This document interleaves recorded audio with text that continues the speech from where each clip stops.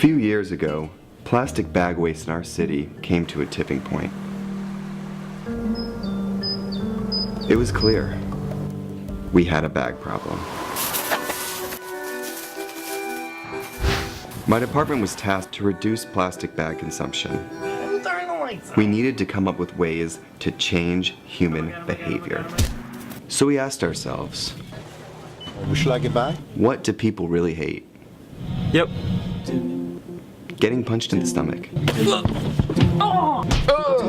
Preliminary studies showed that the consequences weren't severe enough to warrant behavioral change. Actually, can I get that double bagged? So we thought, what do people hate more than getting punched in the stomach? Kissing Helga. Hey, big boy. People didn't find her so offensive after all, so we had to get creative. How many bags? Okay, now, pour this ice water down your pants. We tried everything.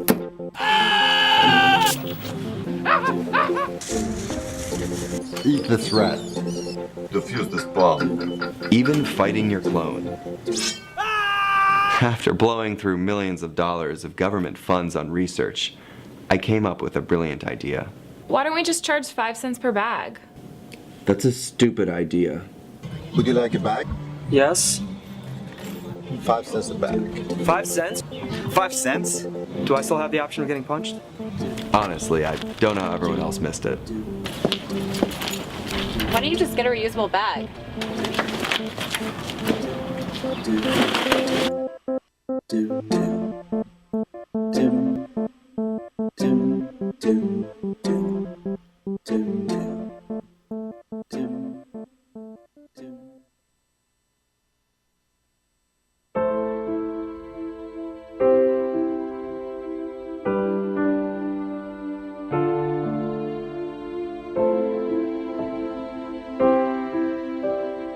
I have run these canyons for 6 million years.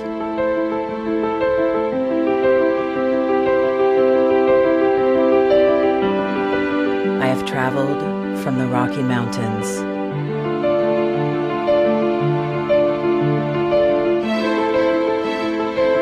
to the deserts, through scorching heat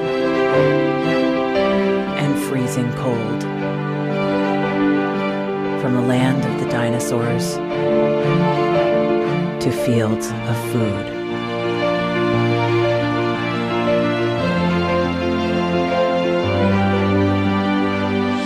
I lend my hand to 7 states, 2 countries, 9 national parks, and 36 million people across an arid West.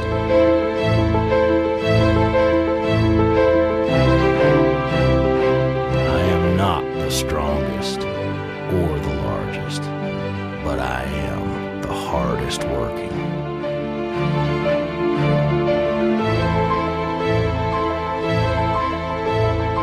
People love me. My playfulness, My beauty. my power,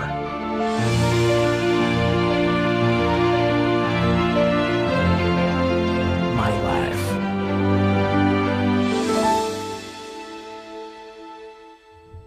But I don't think I can offer any more.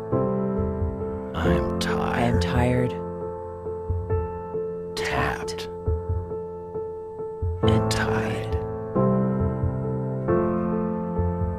Of the hundreds of major rivers in the world, I am one of the few who no longer kisses the sea. battles to harness my soul have been won and lost. Use me wisely, and I will sustain you.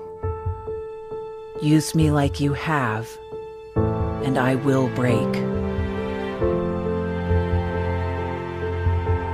My name is Red. The Grand River Red. the American Nile. The canyon maker. I am the Colorado River.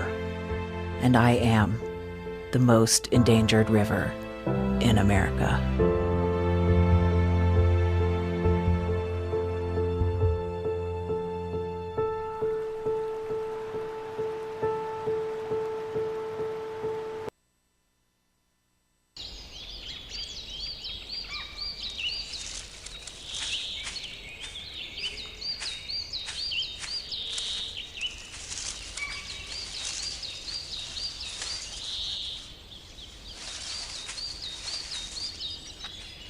At Earthjustice, we defend the environment in the courtroom. Join our fight. When you take a seat, you take a stand. Earthjustice, because the Earth needs a good lawyer.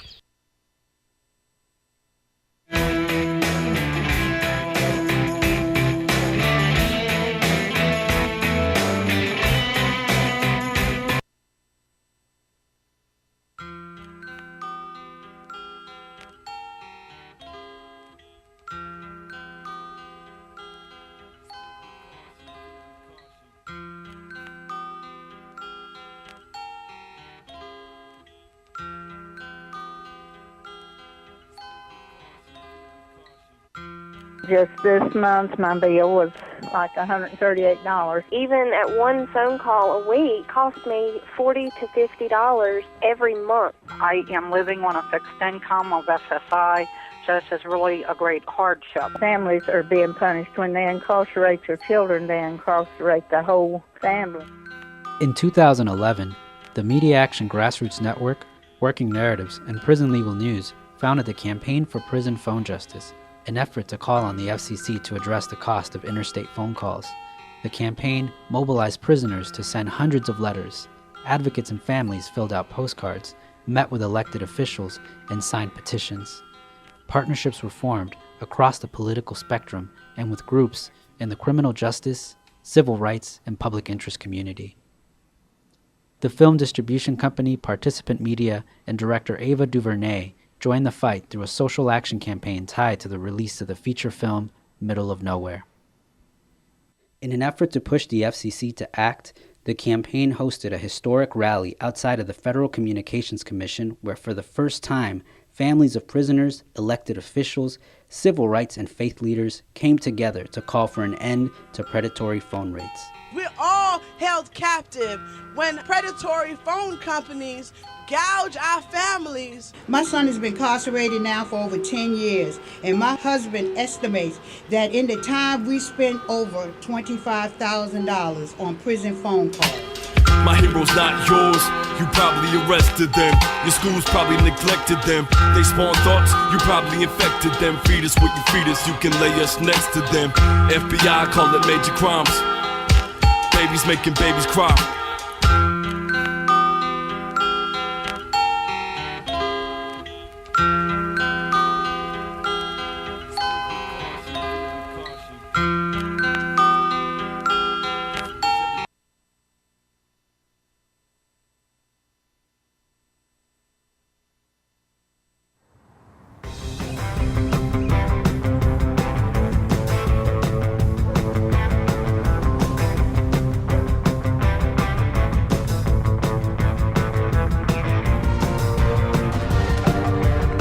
You know, sometimes when I'm walking down the street, I'm not necessarily looking out and seeing all these water-wasting lawns and people that aren't as connected to their neighbors and their lives as they could be. I'm walking down the street looking, going, edible oases, rainwater, fed landscape, and just looking at the possibility of these sort of landscapes up and down the streets of neighborhoods and communities all across this world.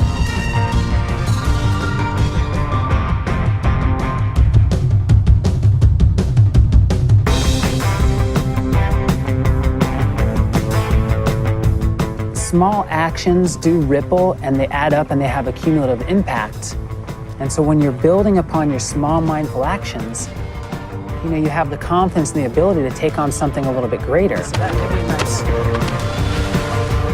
This, in the context of where we're at as a planet with climate change and these really big issues and people that are more disconnected and less skilled than ever, it becomes even more amazing and powerful how much of a solution this is to design these ecological gardens and to come together with shared vision and shared voice. There's never been a time where your choices have mattered more. Doing something as simple as us transforming a landscape creates a model that anybody could look at far and wide, and you're sharing food and connecting and building skills together in your own neighborhood. It's a richer way to live in normal times, but in the new normal of climate change and erratic weather and economic upheaval, it becomes essential. Whether it's me, you, Gandhi, Che, MLK, Willy Wonka, whoever, past, present, or future, the power of our daily actions is all that we have. You know, and like our community said, give me a place to stand and a lever long enough and I'll move the world. And that's what those simple actions do. They move the world every day.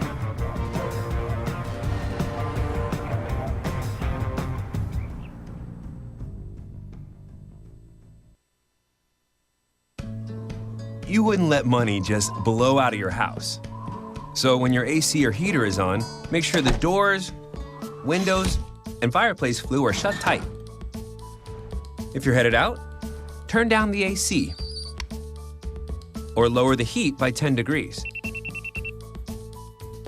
And always keep your water heater set at 120. A little bit of common sense goes a long way. Get more great tips at energysaver.gov.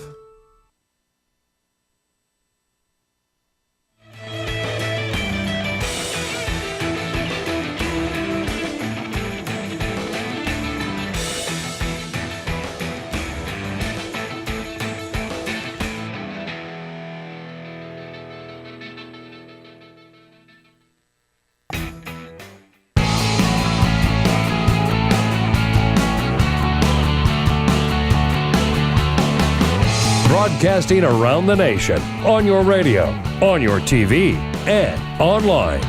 This is The Bill Press Show.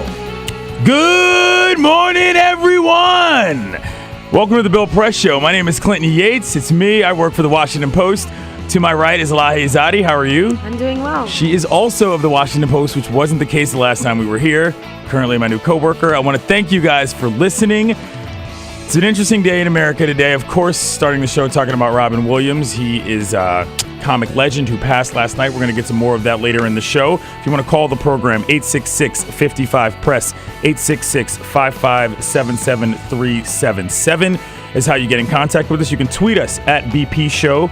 That is where we are, and you can check us out on Facebook at facebook.com/Bill Press Show. I want to, of course, introduce everybody. Elisa, how are you? Good. How are you? I'm well. She's on the board. Happy Tuesday. Cyprian's over there on the video thing, making me look good. I was going to wear a T-shirt today, Sip, but I didn't because I figured I should class it up. And, of course, Alicia's here as well on the phones, answering your phone calls. But let's get right to it. So I did something over the weekend that I haven't done in probably a decade. I went to King's Dominion, which, if you all don't know, here in the D.C. area, it's not in the D.C. area. It's like a couple hours away. It's pretty far away. There's a theme park that's known as King's Dominion. It's a big park. You've been. Actually, no. You've never been to King's Dominion? Just Six Flags. Wow. Okay. Well, Yeah. That's part of this story. So my family went down there. We kind of go every year. I don't normally go. My sister is a huge, huge roller coaster fanatic. She's been ever since she was a kid, and she started going in the 70s and whatever. I'm not a roller coaster guy. At this stage in my life, it's kind of like I'm not really about getting on machines of death that hurl you forward at neck-breaking speeds. So, but I wanted to go. My younger brother and sister were there. Some other family members were there. And I didn't want to cop out and just be like, dude, I'm not going. So I went.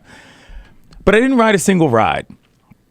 And I realized that once you hit a certain age, the main attraction at theme parks, by and large, is people watching. Like the folks that are at theme parks that are having a great time with their kids, the people that work there. I watch shows. I went up in the tower. I played games. It was endlessly entertaining, and I didn't have to ride one single roller coaster. And I was very, very happy about that because, frankly, I'm 33 years old. I'm scared of roller coasters these days. That's really what it comes down to. But anyway, it was a good time. So So you didn't get on any rides at all? I mean, listen, I've ridden every ride there. I mean, but I did that when I was 15, 16, 17, you know, but at this stage, Being that's on firm ground now. right. This stage, there's no way that's happening. I'll screw around in the water park. You know what I mean? I'll watch a show here and there. I saw a bunch of dudes doing flips on like bikes and ramps. They have these like action sports shows that involve a lot of skateboarders and people doing. They need like a grown folks park. Yeah. A park for people who don't want to get on rides. Exactly. But I mean, the point is that there's surprisingly more stuff to do there than you think when you're not riding roller coasters. And some of these shows are actually amazing. Turns out it's the 40th anniversary of the park. And they have all sorts of like stage stuff and all sorts of history. So it was really cool. But anyway, we've got a lot to get to in the show. But first, This is the Full Court Press. Just some other stories making news. The Emmy Awards are slated for late August, and the first set of presenters have been announced. Halle Berry will be gracing the stage, currently starring in the CBS drama Extant. Bryan Cranston, nominated for his role in Breaking Bad, of course. Woody Harrelson from HBO's True Detective, and Julia Louis-Dreyfus, star of Veep. Will all be presenting. Seth Meyers will host the Emmy Awards, airing on NBC August 25th. Seth Meyers, what do you think about him hosting? I think it'll be great. Yeah. Yeah. I like you guys Seth a fan? Meyers. Yeah. Do you guys watch the show? I don't watch it as much as I should. Not that big a fan. Yeah, I mean, it's on pretty late, and I'm more of a Ferguson guy, so. Yes. The View is saying goodbye to another co-host. This time it's Sherry Shepherd, who made it known during a taping of Monday's broadcast that she will indeed be stepping down to take on Broadway. Sherry will be making her debut as Cinderella's wicked stepmother in September. Really? Whoopi Goldberg is the only current host returning for season 18, alongside Rosie O'Donnell. That's going to be what we like to call in the business a dynamic duo. That should actually be pretty good. Legends. Yeah, I would watch that. And Sherry on Broadway? What do you think of that? I think that role works well. She's kind of, I don't. Well, anyway, I mean, honestly, I think she would be good at that. Yeah. I think there's not enough sort of outside of Broadway types that get put into roles. It's very often just assumed you have to be a certain person, and I think that would work for her. That's true. President Obama got a rather cold invitation arriving on Martha's Vineyard over the weekend from the Kennedy family. They want the president to take the ice bucket challenge. Have you guys heard of this? I have heard of this. Where people dump buckets of ice. What exactly? It's raising. It's raising money for ALS. Oh, okay. Yeah, so it is for a good cause. It started as a grassroots effort that started on social media when one member of the Kennedy family basically tweeted, "Welcome to Cape Cod, President Obama. We nominate you." Word is still out whether or not the president is up for the challenge. He needs to do that. You'd think he would, hopefully. Hey, get hot up there, just dump a bucket of ice, and Is there some issue? pack it and be done. Is there some issue with him supporting causes for certain diseases versus others? I mean, I imagine that would be the concern. Yeah, for I not wonder. Going forward with you that. wouldn't think so, but maybe. Yeah. Anyway, well. So that is the news for today. All right, thank you very much. All right, it's Tuesday, August 12th. Switching gears to a more serious note. If you have not been watching your television recently, then I don't know what you've been doing, because the situation in Ferguson, Missouri is one that is quite frankly completely out of control. A young man named Michael Brown was shot and killed by police in a suburb of St. Louis over the weekend, and the ensuing fallout has been nothing short of horrific. If you've been following a man named Antonio French on Twitter, he's been posting vines of what's been happening. And just to break it down very simply, Ferguson is sort of a working class town. It's about 10 miles north of St. Louis. A lot of the folks there live, above the poverty line, but below the median income level for most of St. Louis. A lot of black people. A lot of the law enforcement community is still white. And that has led very plainly to a lot of tensions. I mean, we're talking about Missouri. It's still the Midwest. Things are still very different, and very different from they are in a lot of places that are more progressive in America. And, the images are frightening. We've got the TVs on here in the studio, and some of the stuff you've seen, it is a flat-out martial law situation. I mean, what have you thought of what you've seen so far, Elahe? Well, yeah, and you mentioned it, Antonio French. He's actually an elected leader in Ferguson, and the metro area of St. Louis is one of the top 10 most segregated places in the U.S., and he had made the point to the New York Times that this shooting and the entire fallout there was a protest over the weekend that kind of fell into a bit of rioting. And then last night, there were some more protests, and 5 people were arrested near where Michael Brown, the young man, was shot. And he made the point that decades and all these years of tension between the white leaders and elected officials in the city and the town and the community have kind of, this is the tipping point. So it is about this shooting, and it is about what people feel like is a grave injustice, but it's also within a much broader context. Yeah.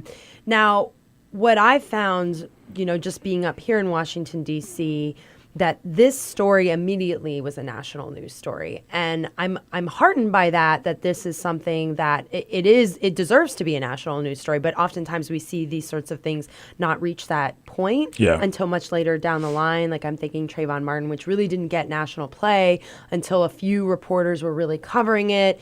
And it kind of was a grassroots movement, and it took quite a while. So I think that is one takeaway from all of this. The shooting happened Saturday. Yeah, and unfortunately, there's probably a lot of people that found out about this through the riots. Yes. Some of us were sort of on top of this because the picture of Brown that is just laying face down in the street was out there. And, apparently the police left him out there for hours. There were reports of that. And those pictures were circulating long before people started gathering in Ferguson in order to basically say, hey, we're not taking this crap anymore. Our community has been besieged by the law enforcement officials in this town, and we don't like it. And, they tried to have a peaceful vigil.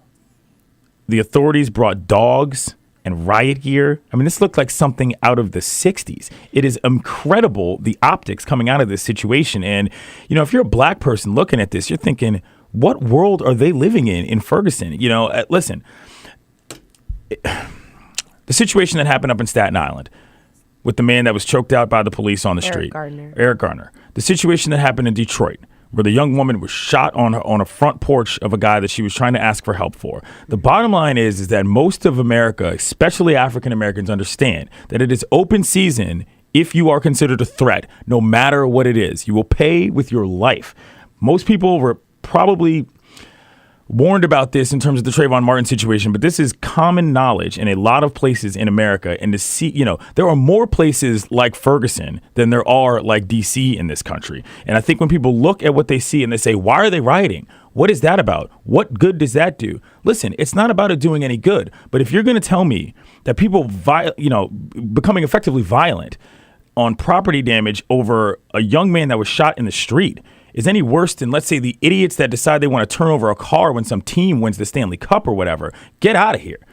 This is serious stuff, and there's a reason why people are upset about it, and it's disheartening on so many levels. It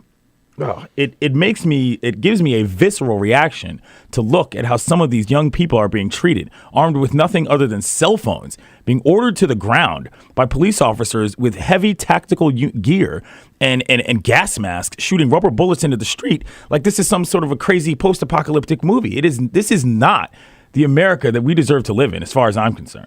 Yeah, and I'm seeing some of the reports coming from Ferguson and speaking to some of the people who were out protesting. And there were some folks saying, we came out to peacefully protest. There are a few bad apples who are looting because there was some looting of stores. But the response from the authorities has been so stark. In fact, last night, seeing some tweets from reporters on the scene saying that they are being fired at, too, with rubber bullets and gas. And there was some disturbing video from CNN posted, a police officer yelling at protesters.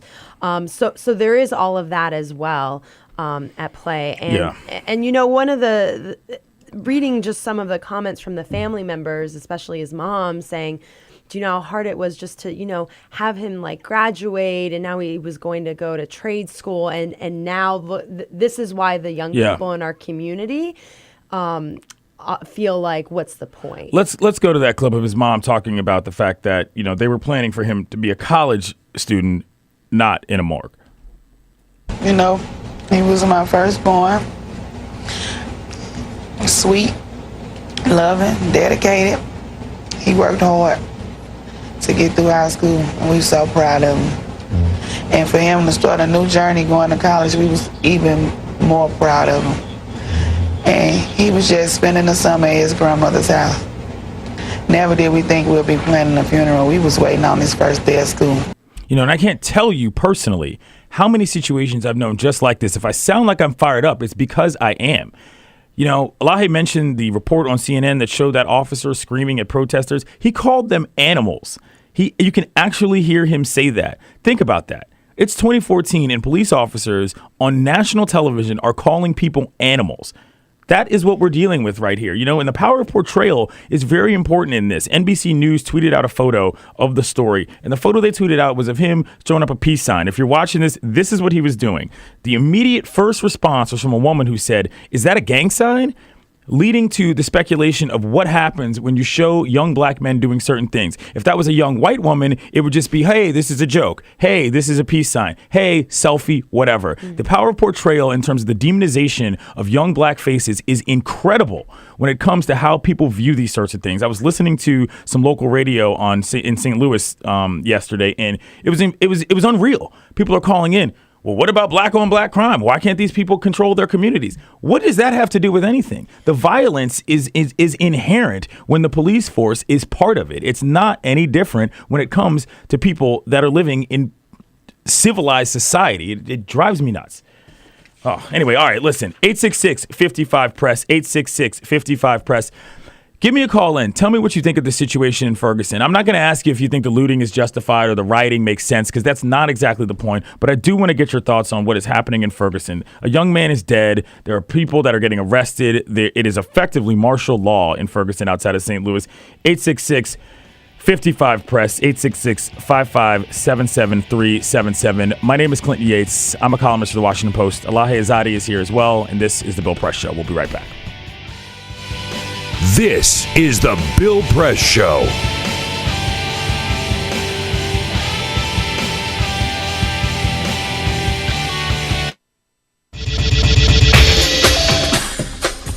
Tune into Free Speech TV for Democracy Now!, a national, independent, award-winning news program bringing you people and perspectives rarely seen on corporate media. Grunt work. Love it, hate it, useful, not useful. Necessary.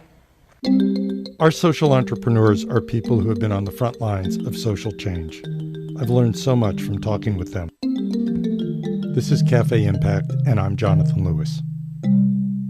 I will say that I think is a challenge for anyone, especially the new workforce as they come in, is the ability to accept grunt work with grace. The most boring, awful details are the most important elements of doing this work. From the way you save names in your Rolodex to the way you bank and you deposit checks. The truth is, this work isn't glamorous, it's rewarding. You don't go into this for the glamour, you go into it for the impact. And so it takes that determination to do the scut work to actually get anywhere. It can be really challenging in a first job for someone who's coming out of finishing school to have the enthusiasm that they do to make the type of social impact that they've dreamed of. And now they're here in this first job, and all of a sudden they're shouldered with all this grunt work. And they don't understand, and they don't get it, and they're resentful. Talk more about the power of answering phones. Sure, I did that myself, took out the trash, cleaned offices when I had to, and it's all good. There's power in being a good team player and in being somebody who sometimes has to support other people's leadership before you get to have your own moment in the sun. Is it hard to wait? It is absolutely hard to wait, especially if you're an alpha female like I am. I think grunt work can help a new employee build trust internally and teach them the nuances of how an organization is run so that they can have a real good sense of what HR is doing, what finance is doing, what all the other departments are, and that actually makes them a better employee in the long run. So in my role on a daily basis, I literally can be looking at a new venture in software. We could be looking at a microfinance deal. I could be making coffee, taking out the trash, and riding a tractor on any given day.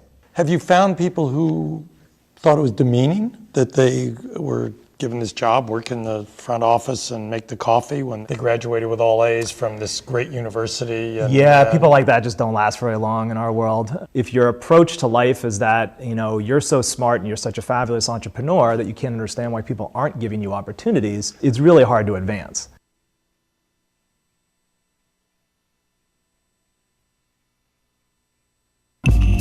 Tune in to Gay USA with hosts Ann Northrup and Andy Hum for in-depth coverage of lesbian, gay, bisexual, and transgender news. Watch Gay USA every week, only on Free Speech TV.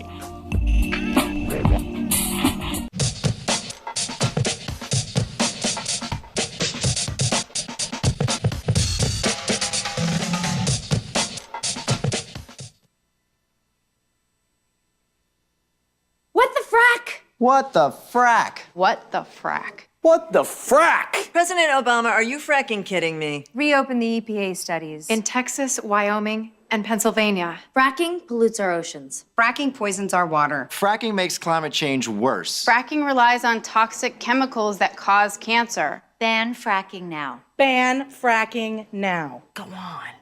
Ban it. Ban fracking now. Please.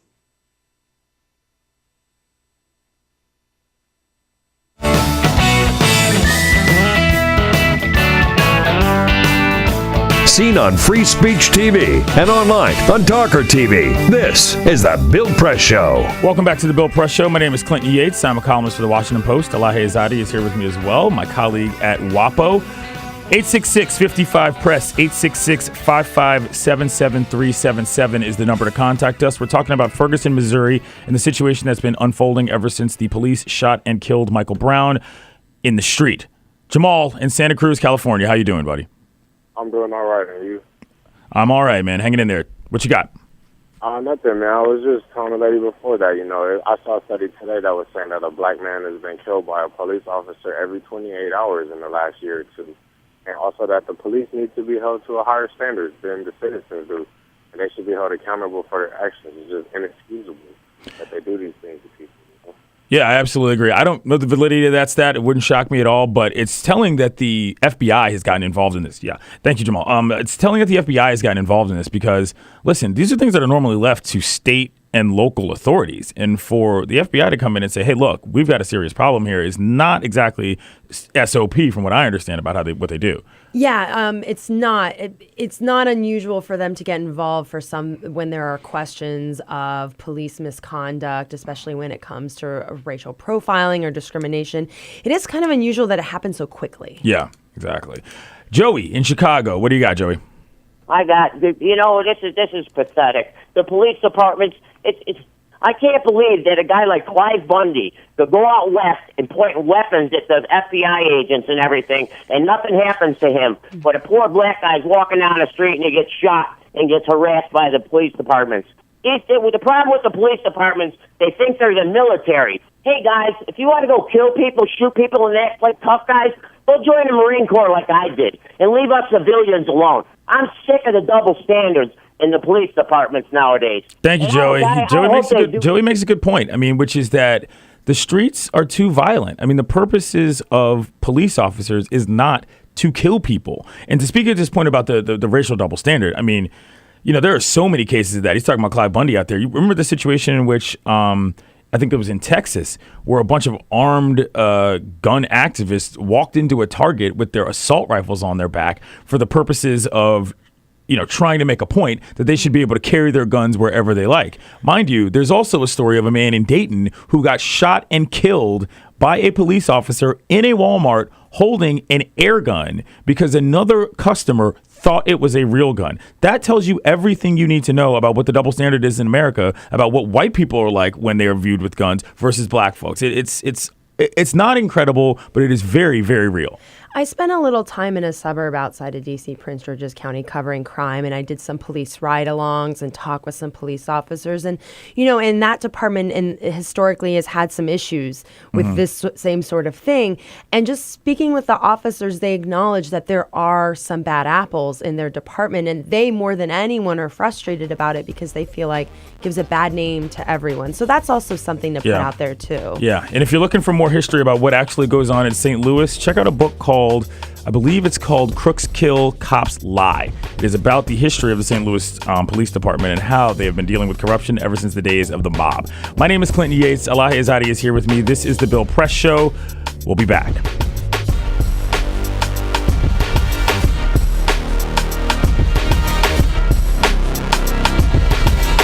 This is the Bill Press Show. This is my computer. This is your computer. Let's go on the internet. Let's go. Click it. Yes. Okay. I cursor in between the R and the E. Pressing down, I want you to just push the area. She's gonna love me all over again. That's it. Jamaica, here you go. Here we go. Good job. Thank you. Thank you. And I did it by myself. Feel smarter. So, I'm kind of new here, but I've noticed a trend. My human does this funny thing where she goes around and gets all my toys, and then she hides them in that basket by the door. But it's always the same basket, and it's always in the same place. And then she acts so surprised when I find them, but, she's putting them in the same basket. Again. It's like, hello? That's where you put it last time. You were the worst at hide and go seek.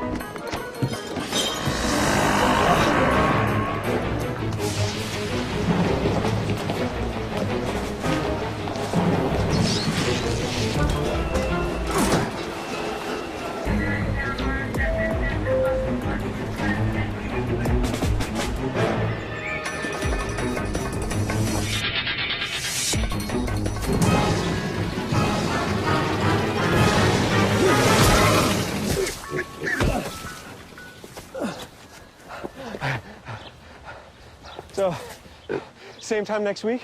Well, of course. Put away a few bucks, feel like $1 million. For free tips to help you save, go to Feed the Pig.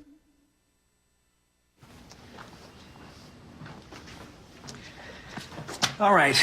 I know this isn't any fun to talk about, but we should. Okay. So who's going to do what? I'll pack the dead batteries. Great. I'll only put what I don't need into a duffel bag. Perfect. That's totally unhelpful. No problem. Meanwhile, I will try to comfort everyone by speaking in a calm voice. And I'll try to get the generator going without any gas. Oh, let's not forget the cell phones, which probably won't work. Right. And who is going to handle supplies? I can forget to do a list for us. Thanks, pal.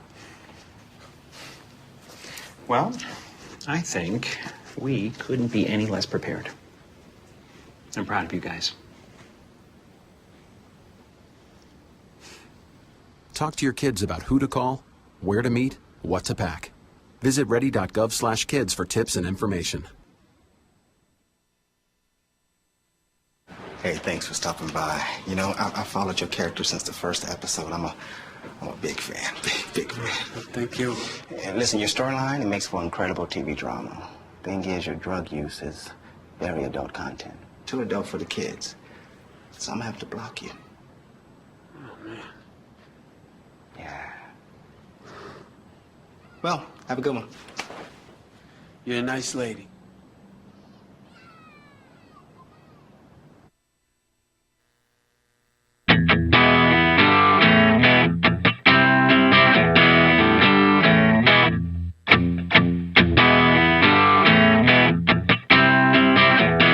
Connect with The Bill Press Show on Twitter. Follow us at BP Show and tweet using the hashtag WatchingBP. This is The Bill Press Show. What up, kiddos? Welcome to the program. It is Tuesday, August 12th. My name is Clinton Yates. Elahe Izadi is here with me.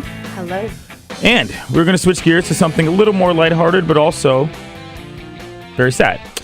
Robin Williams, one of the best comic actors, and I guess you could arguably just say one of the best actors of his generation, passed last night from what is believed to be a suicide. He was a great stand-up comic. He was an incredible actor, as we mentioned as well. And I just, before we get into this, I want to read what President Obama put out a statement regarding the life and legacy of him, which, it's kind of rare for the president to sort of just randomly mention people, not randomly, but to, to sort of mention people dying. But let me read this. Robin Williams was an airman, a doctor, a genie, a nanny, a president, a professor, a bangarang Peter Pan, and everything in between. But he was one of a kind. He arrived in our lives as an alien, but he ended up touching every element of the human spirit. He made us laugh. He made us cry. He gave us his immeasurable talent freely and generously to those who needed it most, from our troops stationed abroad to the marginalized in our own streets. The Obama family offers our condolences to Robin's family, his friends, and everyone who found their voice in verse, thanks to Robin Williams. That, by the way, is tremendously written and well done. For those of you who don't know that you are more than a reporter, Elahe, you are also a stand-up comic. So yes. I presume you have quite a few thoughts about the life and legacy of Robin Williams. Yeah, I mean, he was, as Rachel Drash put it last night on Twitter, the improviser. I mean, he was an amazing stand-up comic, but also just his ability, his frenetic energy. It was unlike anything we've really ever seen, perhaps except his mentor, Jonathan Winters. So to just be he was a genius. He was a comedic genius. And then to also watch his career, and he was able to, as President Obama said in that statement, touch on every element of the human experience. I dare anyone to watch Good Will Hunting and not cry. Right. And it's just really amazing to see the responses to his death. And it really, I think, goes to show that your character in this life, he was just such a good person. I haven't seen one bad thing said about him. Every story I'm seeing people post on Facebook saying their personal stories with him, having seen him really go out of his way and show generosity and kindness. And I think all of that, he was just such a full-bodied person. But, he wasn't the only comics often do battle depression. And there have been other comics who have recently died who have either been battling depression or just have not been living healthy lifestyles. So this is one of the things that is kind of common. And my colleague at the Post, Soraya Nadia McDonald, noted that the Laugh Factory comedy club has an in-house psychologist. Wow. So that this is a common problem, and a lot of comics don't take care of themselves. I'm not suggesting that Robin Williams wasn't taking care of himself. No, but I mean, the lifestyle and everything that goes with it is one that obviously is very taxing, just sort of to the normal human. And where the comedy comes from is oftentimes a place of pain as well. Some columnists last night were talking about how Robin Williams was making us laugh as he was kind of dying inside. Yeah, that's tragic. Let's go to a clip of his, which is just from last year. It's from an ABC News Radio clip where he talks about what life was like in LA. I once got stopped by a cop here and he handed me a script. No, for real. And then one time I parked my car and the parking lot attendant said, "Sorry about your opening weekend." So I was like, at that point I was going, everybody knows how you're doing. This is before Social Network. This is just from reading Variety. So it was like, when I got stopped by the cop and he gave me a script, I was like, I can't do this. Yeah, I mean that's real life in Los Angeles, where show business, it doesn't just encapsulate how you make a living. I mean, it encapsulates how you take every single step when you from the grocery store to driving your car to whatever. And as somebody that's not a comic, and as much as I was a Robin Williams fan, I wasn't one of those people that sort of immediately loved everything that he did. And I will say this, it always did seem like something was legitimately bothering him, beyond just sort of what you presume to be the outcropping of what it would have been from substance abuse or what would have been just his natural personality. I mean, he always struck me as a guy that had something behind the eye that you wondered what it was. And it when I first heard the news myself, I immediately thought it would have been a suicide. It was the first thing that came to my mind, and I didn't really know why. And it kind of scared me that I thought that, and I felt sad about that, because he was such a magnanimous character, and so many people liked him, and I couldn't believe that because, like you said, mentioned about the Laugh Factory, that so many actors of a certain generation now, these guys aren't living out their twilights. That is not something you're seeing. You're seeing people dropping dead for various reasons earlier and earlier because of the pressures of the system. And it is really frightening, I think, if you're in the performance business. Yeah, and I mean, this has been something that's been going on for a long time. Robin Williams in the 80s and prior to that, he was dealing with substance abuse, and he had been sober then for 20 years. And I think in 2006, he said that he had kind of fallen off the wagon a bit with that. But, you think about like Richard Pryor, who set himself on fire, trying to kill himself. And I mean, this is a common thing I feel like has been going on for a long time. So, yeah, you have to ask yourself, what is it about? Is it the art form? Is it the way that it's structured, this industry is structured, that kind of exacerbates it? Or is this something that a lot of people in America are dealing with, and including comedians, including actors, including famous people? Yeah. How do you think, as a comic, the legacy of Robin Williams is going to live on? I mean, I think I don't know. I mean, I think his frenetic energy, his ability to be fearless on stage. He told the Associated Press in 1998, quote, "You look at the world and see how scary it can be sometimes and still try to deal with the fear. Comedy can deal with the fear and still not paralyze you or tell you that it's going away. You say, okay, you got certain choices here. You can laugh at them, and then once you've laughed at them, you have expunged the demon. Now you can deal with them. That's what I do when I do my act." So just this idea of being very vulnerable on stage, being fearless, and just committing and going for it. And I think you see that in a lot of people today in the comedy that they do, and bearing their souls and really going to those dark places too, and being unafraid of that. Some of her more famous roles, Mork and Mindy, obviously Dead Poets Society, The Fisher King, obviously Good Will Hunting, personal second favorite, Aladdin, the Genie, Don't Sleep, and of course, Good Morning Vietnam. Obviously, he's a loudmouth radio guy with a problem with authority. That makes me a huge fan. Some tweets. We got a tweet from a guy named RSN for Life. He says, if it wasn't for the genius mind of Jonathan Winters, there would be no Robin Williams. R.I.P. Robin. That is true. And if it wasn't for Robin Williams, there would be no Jim Carrey. So let's be clear about that. But, it's... Or perhaps no Tina Fey or Amy Poehler. Right. There's a lot of comics. Came from the world, especially of improv. And I think more and more you're seeing more people come from that school. And he was a pioneer in that, in that sense. He was nominated for 3 Oscars, but he only won 1. And I think it would be appropriate to close this segment with what he said when he finally got to win one. It was in 1998. It was for Good Will Hunting. And the Oscar goes to Robin Williams in Good Will Hunting. Oh, man. This might be the one time I'm speechless. Thank you so much for this incredible honor. Thank you for putting me in a category with these 4 extraordinary men. Thank you, Ben and Matt. I still want to see some ID. Thank you, Gus Van Sant, for being so subtle you're almost subliminal. I want to thank the cast and crew, especially the people of South Boston. You're a can of corn. You're the best. I want to thank the Mashpuka Weinstein, Mazel Tov. And I want to thank Marcia for being the woman who lights my soul on fire every morning. God bless you. And most of all, I want to thank my father up there, the man who...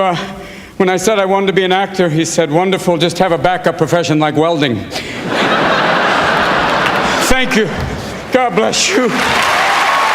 Robin McLaurin Williams was born in July of 1951 in Chicago, Illinois, and he died yesterday in California. He will be missed. It's the Bill Press Show. We'll be back. This is the Bill Press Show.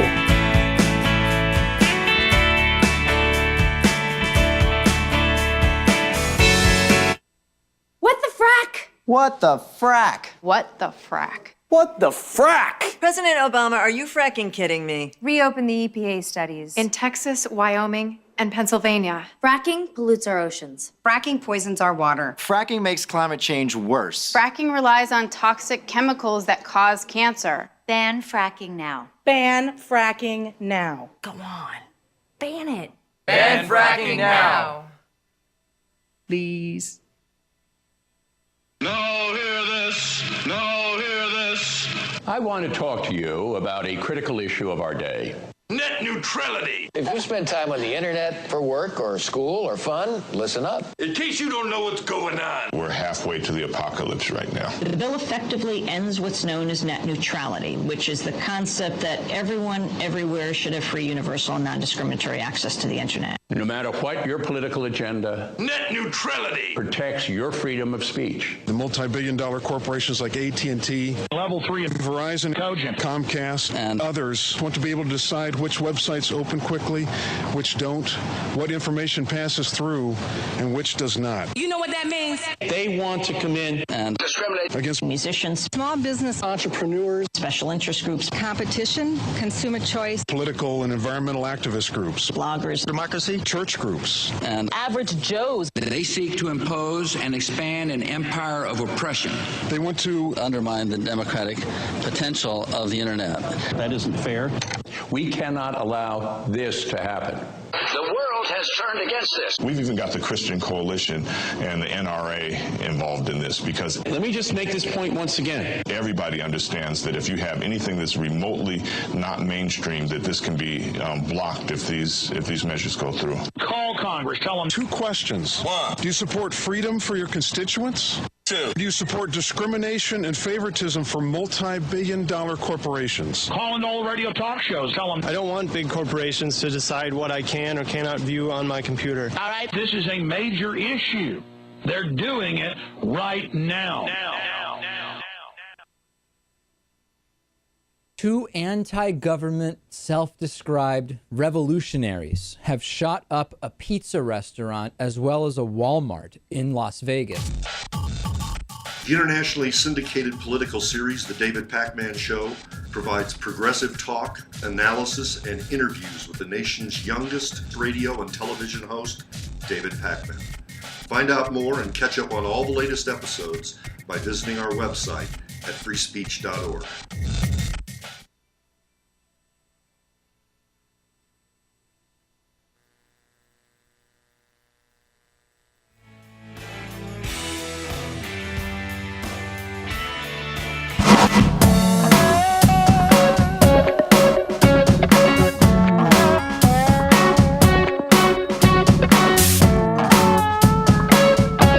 Seen on Free Speech TV and online on TawkrTV. This is the Bill Press Show. And I'm Clinton Yates of the Washington Post. Elahe Izadi is here with me. Hello. And guess who's on the line? My friend Del Quentin Wilbur. Good morning, Del. Hey, morning, Clinton. Del has literally written the book on what happened the day that President Reagan was shot on March 30th, 1981. It is called Rawhide Down. It is a New York Times bestseller. It is a fantastic read. So thank you for coming in to join us this morning, Mr. Wilbur. Thanks, Clinton. He also happens to be a pretty good softball player, but that's an aside. So the reason we've got you in here is because we want to talk about the latest developments in the situation with Jim Brady. But before we start there, before we get to that, tell me about from what you. By the way, he's also a reporter for Bloomberg, that is. But before we get to that, tell me about what you learned of Brady and his sort of role and how everything happened in terms of what happened when you authored the book. What do you know about him? And let's start people off there. Oh, Jim Brady is just a phenomenally nice guy, very smart, very savvy, great press guy. He got brought into the 1980 campaign for Reagan. Remember, Reagan ran against Carter in 1980 and took him on. Reagan's a former governor of California and takes him on. And Reagan needed some help dealing with the press because they hadn't been doing a very good job. And Brady had this amazing ability to, crack jokes. He had a very dry wit, and he kind of, lowered the tension, and did a really good job kind of reducing that and making it, improving the press shop. I don't know if you could draw a correlation between Brady and winning the election or not, but he played a kind of a key role. He did get kicked off the plane once because Reagan had made a misstep. He had said that, or he got kicked off the campaign plane because Reagan had made a misstep about how, trees cause global warming. Like he had been like, well, when trees, which is true, when trees die, they decay and the they release CO2 and whatever, and they do contribute. It's silly. It was a silly thing to say. Right.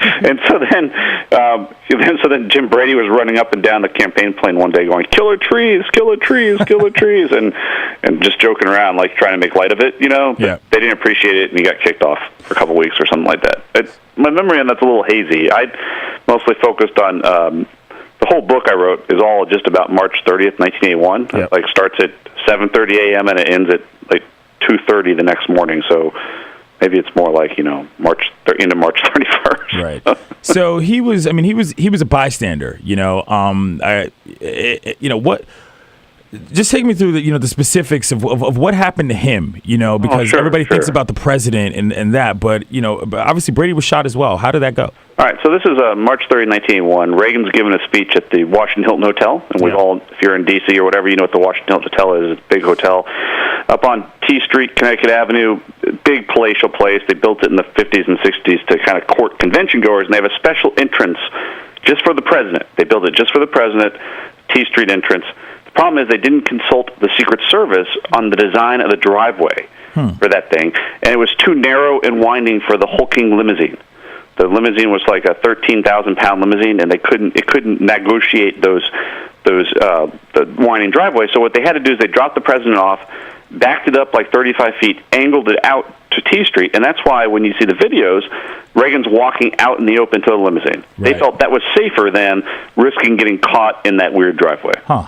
And so, at 2:27 p.m. precisely, Reagan leaves the hotel with James Brady and others. Michael Deaver, one of Reagan's aides, says, sees all these reporters up behind a stanchion up by the limousine, about 15 feet from the limousine door. And that had been there just to keep people from getting close to the limousine, right? Like, it wasn't a press area. It was just an area to keep people back. That's where it went every single time. They'd been to the Hilton. The president had been to the Hilton 110 times over the last decade, right? And so it became routine. This is where we put the stanchion up. When a visiting Chinese dignitary showed up at that hotel and the Secret Service was child protection, that thing was way, way, way, way back by the entrance. But for the president, it always went there. Gotcha. And so the press is all there, including Sam Donaldson. As you remember, Sam Donaldson would scream questions at Reagan. And Deaver sees these dudes there, and he's like, Jim, you better go take care of that right now. So Brady runs ahead to deal with the media. So they're walking to the limousine. Reagan's about to get to the door, 2:27 p.m., and there's John Hinckley, this deranged loner who wants to impress Jodie Foster. He's had a crush on her since the movie Taxi Driver in 1976. He thinks that shooting Reagan will impress her. He pulls out his revolver, a .22 caliber revolver, and unleashes 6 shots in 1.7 seconds. 1.7 seconds is the time it takes me to say 1.7 seconds. Right. First shot hits James Brady in the head. He falls to the ground. Second shot hits Tom Delahanty, a D.C. police officer, in the back. He falls to the ground. The third shot goes high. I'm not surprised the third shot goes high because though Hinckley had taken a ton of target practice in his time, like tons, Jerry Parr, 50-year-old head of the Secret Service, who had just by chance gone today, he just wanted to get to know Reagan better, head of the Secret Service detail at the White House, is shoving Reagan towards that open limousine door. Parr is reacting in 0.4 of a second. It's an incredible reaction time. And so Hinckley shoots high and misses. The fourth shot hits Tim McCarthy, a Secret Service agent. He spins into a blocking position and takes a bullet in the chest, not wearing a bulletproof vest. That's the famous shot we've all seen of him doing the whole sort of squat thing. Hold on, though. You brought up Hinckley, and I want to ask you because we're up against it. Listen, 30-odd years later, Brady's death is ruled a homicide. Mm-hmm. What do you think this means for Hinckley's freedom? It's a tough question. People are debating that back and forth. That Hinckley was found not guilty by reason of insanity in 82, and he'd been held there, and now he's getting more and more freedom. So he has 17 days unaccompanied in Williamsburg, Virginia, with his mother. Right.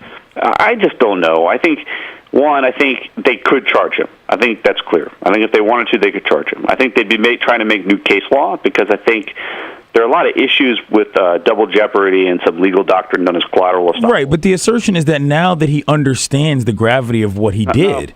No, but it wouldn't matter because, at the time, it's at the time of the crime, right? Like, this is not a matter of him being sane enough to go to trial. He went to trial, right? Okay. It was whether he was insane at the time of the act. Right. And so I don't know, and no one's been able to explain this to me, and I should have done more digging. But at the time of the shooting, the law in the country was, if you assert you're insane, I'm insane. Whatever. It was the government's burden to prove that you were sane. So if I'm like, I'm insane, the government had to prove, no, you're sane, which is a hard burden, right? Yeah. Well, then after Hinckley, they switched it. They made it, no. If you're claiming you're insane, you have to prove you're insane. And so I don't think I think the standard for him would still be that at the time of the crime, like, because that's the crime. This is the aftermath. And so they'd have to bring back, they lost. I mean, they got crushed.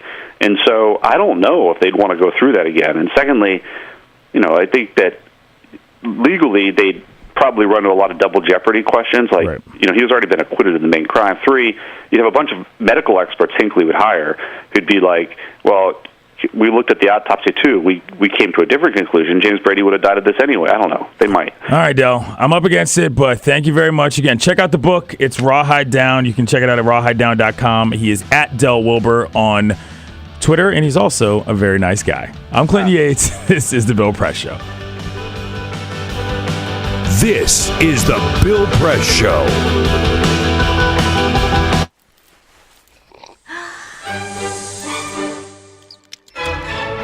When I started learning about nutrition, about which, by the way, much less is known than you might think, I learned that what mattered most about one's health was not necessarily the nutrients, good or bad, that you were consuming or staying away from, or even the calorie counts. But what predicted a healthy diet more than anything else is the fact that it was being cooked by a human being and not a corporation. Corporations cook very differently than people do. They use vast amounts of salt, fat, and sugar, much more than you would ever use in your own cooking. And the reason they do that is those are 3 incredibly attractive and incredibly cheap ingredients. And when they're layered properly, as in a chip or pastries and forms of junk food, they're incredibly addictive. They really press our buttons. They activate our dopamine network, our cravings. And in fact, people in the industry, they don't talk about addiction in the food industry, even though they traffic in addiction. They talk about craveability. It's the same thing. And snackability is another term they use. It's a lovely word. And then the last point about corporate cooking that's important to understand is they cook different stuff than you do at home. What they're good at, in general, they don't cook that well, but things like chips, they cook incredibly well. And here's a classic food that if you make it yourself, if you've ever made French fries, you have to wash the potatoes, you have to peel the potatoes, you have to slice the potatoes, you have to fry them in a lot of oil, you have to spatter your entire stovetop, you have to clean up, and then you have this pot of oil you have to get rid of. I mean, it's really difficult, and it's a pain. They're wonderful, but it's a pain. And if you make them yourself, you'll only eat them every 6 weeks, 2 months, because it's too much work. But when you let corporations cook for you, it's so simple and so inexpensive, and they're really good, that you will have them twice a day, as many people in America do. So you see the kinds of foods you end up with are these labor-intensive foods and desserts. These special occasion foods become everyday foods when we let industry cook for us. Eat anything you want, just cook it yourself.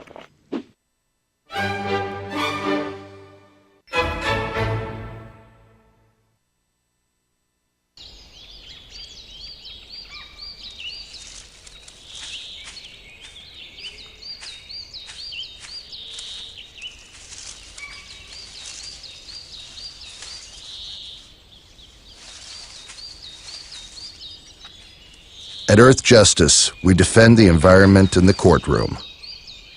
Join our fight. When you take a seat, you take a stand. Earthjustice, because the Earth needs a good lawyer.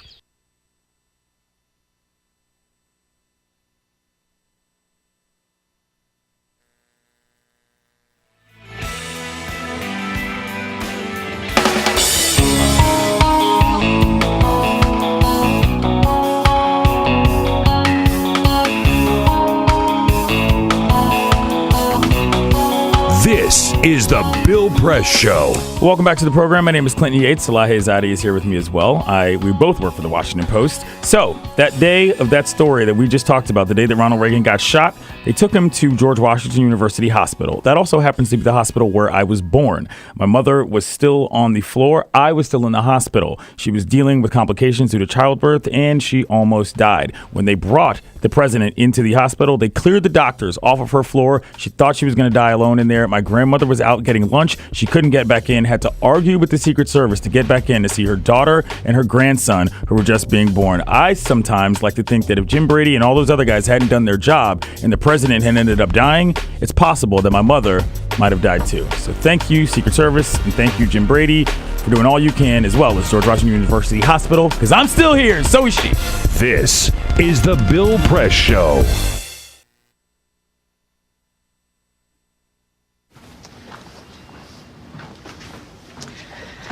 All right. I know this isn't any fun to talk about, but we should. Okay. So who's going to do what? I'll pack the dead batteries. Great. I'll only put what I don't need into a duffel bag. Perfect. That's totally unhelpful. No problem. Meanwhile, I will try to comfort everyone by speaking in a calm voice. And I'll try to get the generator going without any gas. Oh, let's not forget the cell phones, which probably won't work. Right. And who is going to handle supplies? I can forget to do a list for us. Thanks, pal. Well, I think we couldn't be any less prepared. I'm proud of you guys.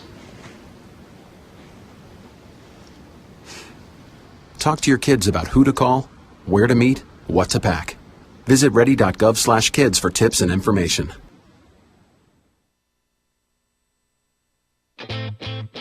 What gets you into college? Good SAT scores? High GPA? Lots of extracurriculars? Sure, but what you really need is money. If you don't have the cash, you'll need a loan. And we mean huge student loans because the cost of college has risen 1,000% in the last 30 years. This means big money for the banks that collect fees and interest. Now, millions of young people are starting their adult lives with an average of $29,000 of loans on their backs. Altogether, we're talking $1.2 trillion in student debt. And more people are finding it impossible to pay them back. Welcome to the student debt crisis. The increasing demand for higher education and cuts to state funding gave colleges a huge incentive to keep inflating prices. I graduated about a year ago, currently in $35,000 of debt. I am in debt about like $25,000. I owe $23,000. I owe over $50,000 in student loans. 38.8 million Americans owe money on a student loan. And the biggest names in banking are making huge profits off the booming student loan industry. Sallie Mae, the largest provider of private student loans, made $949 million last year. They only give you about 6 months to look for a job. You have to start paying back the loan. It's very pressuring, especially nowadays. It's very hard to find a job. Over half of the students graduating in 2012 could not find a decent paying job. They either had low-wage jobs or unpaid internships or were unemployed altogether. So you can't make the payments. You start incurring late fees, which makes the loan even harder to pay off. And it stays with you for years, even decades. Right now, a third of the people who started repaying their loans are delinquent or in default. That's 13.7 million people, more than the populations of Chicago, New York, and San Francisco combined. Worse, it's not just the borrowers who are in trouble. Many loans require co-signers. So if the student is unable to pay, that co-signer, a father, a mother, or a grandparent, is now on the hook. Even a grandparent's Social Security benefits can be garnished to pay the loan. We should have an answer to this. If you get really behind in your car payment or your credit cards, you can file for bankruptcy. But Congress has made it nearly impossible to discharge student loans through bankruptcy. Big institutions make big profits while students try to make ends meet under crushing debt. Is this how we want our education system to work? The whole point of going to college is to get the career you want, but lately that's been discouraged because no one can afford school. You get a job just to pay off your student loans. We need higher education, not higher debt. Sign up to end the student debt crisis at higherednotdebt.org.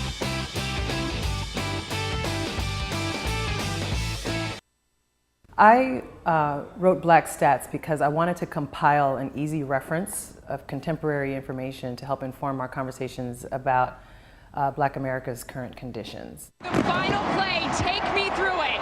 Well, I'm the best corner in the game. When you try me with a sorry receiver like Crabtree, that's the result you're gonna get. Don't you ever talk about me.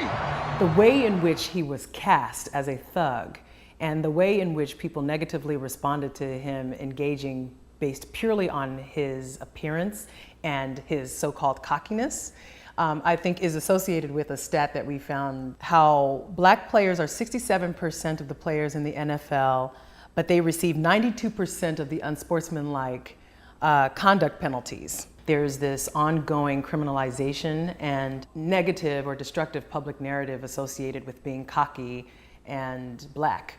Over time, this very destructive image of a welfare, sort of the welfare queen, has played a role in how people respond to poverty and, I guess, among Black women. Black people now account for less than a third of TANF recipients.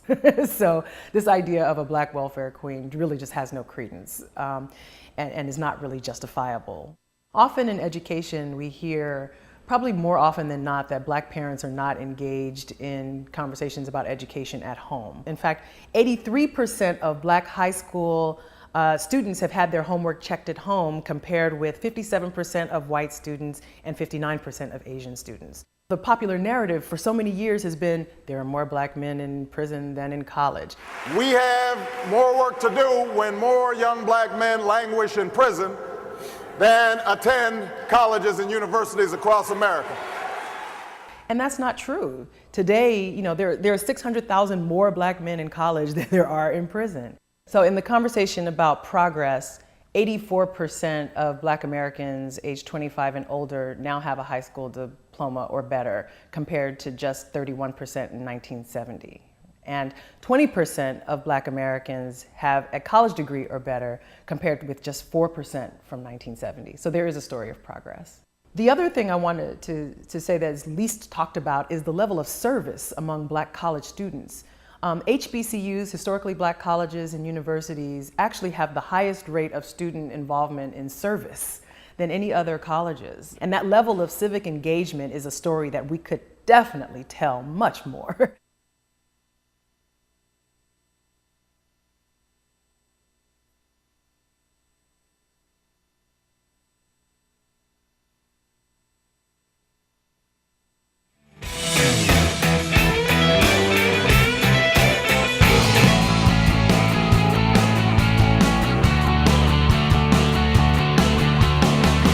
Broadcasting around the nation, on your radio, on your TV, and online. This is The Bill Press Show. Welcome back to the program. My name is Clinton Yates. I'm a columnist for the Washington Post. Elahe Izadi is here with me as my co-host today. Elisa Murphy is on the boards as usual. Alicia Cruz is on the phones. And of course, Cyprian Bolding is the one that's making us all look semi-decent, so thank you for that, Sip. If you want to call the program, 866-55-PRESS, 866-557-7377 is the number. We're tweeting at BP Show. You can follow us on Facebook at facebook.com/Bill Press Show. And you can check us in on the TuneIn app using the Progressive Voices channel. Our next guest is somebody that I have been following on Twitter for some time. She goes by the name of Feminista Jones. She is a blogger and an activist. You can check her out on Twitter at Feminista Jones and online at feministajones.com. She is what I would call the leader of the hashtag #YouOKSis. The reason I brought her on today is because I think her message is very important for America. And as a man, I'm going to get out of the way and let her talk to the other women here in the studio. Good morning. Good morning. How are you? I'm awake. Yeah. Wonderful. Well, that's great. Tell me a little bit about the hashtag, the movement, and everything else you like. So, YouOKSis, it's a phrase, basically a question that one would ask another person, probably a woman, and it's kind of ethnic, like YouOKSis. I refer to other women, particularly other Black women, as sister. So that sis and bro are words that I used to use. And basically what it is I was walking down the street one day with my son, and I saw a young mother kind of being harassed on the street by another young man, and having experienced street harassment on all different levels for over 2 decades, I was just really bothered by it. I mean, I'd experienced it before, I'd witnessed it before, but this, for some reason, just this woman pushing a very, very young baby, she was young, I just was fed up. And I intervened by asking her if she was okay, because the man would not, leave her alone. She told him several times she wasn't interested, she had to keep going. And he followed her for, nearly a full, long block, and he had started by grabbing her arm. And that just, to me, just kind of crossed every boundary. So I asked her if she was okay, because she seemed really uncomfortable. And it made me think about how often we see people in uncomfortable situations and we just turn our heads and keep going. So that day, I just asked her if she was okay. And then she said that she was. And I said, okay. And she kind of looked like she was relieved that someone asked something. And I went on about my business. And he seemed to be offended by the question. I got into a little exchange with him. But in that time, she and her baby were able to walk off. So I think that solved the issue. And then I came to tweet about it, because what I started doing over the last year was any instances of street harassment that I was experiencing, I was just tweeting, because I decided I didn't want to keep it in anymore. So with all of those, I tweeted this experience, and I said to people, can we just, this summer, can we just all agree to take action to ask each other if we're okay? Can we all just do that? And then another sister who goes by the name Black Girl Danger, she wrote and said, yeah, can we start a You Okay Sis movement? And I was like, yes, let's do it, and then that's where it came from. And it's basically this call for all citizens, if you see people, particularly people being harassed on the street, particularly women being street harassed, can you just stop and ask them if they're okay, and just intervene? Don't be silent. Don't walk by. People need you to notice if they're uncomfortable. And what seems so powerful about this to me, as a woman who has been street harassed before, as I'm sure nearly every woman in America has at some point been street harassed, is this idea that someone else can intervene in a way that isn't necessarily a direct confrontation with the person doing the street harassing. Because I like to think of myself as a strong woman, but sometimes you're put in these situations where you feel very vulnerable. And so having someone else ask you if you're okay, and right. It's almost giving support to the person who's having this experience. I did want to ask you. That's exactly it. Yeah, and I did want to ask you. I've been looking at some interviews that you've been doing. There was one with The Atlantic, and a man was interviewing you, and one of his first questions was, oh, well, I have to say, as a man, I don't think I've ever seen someone street harassed before. And I thought that was so shocking. So I'm curious to see what have been the responses from men as you've been doing this that have kind of surprised you the most. I think the most surprising was when I was accused of being a CIA operative who was planted to destroy the Black community. Oh, no. It's really interesting.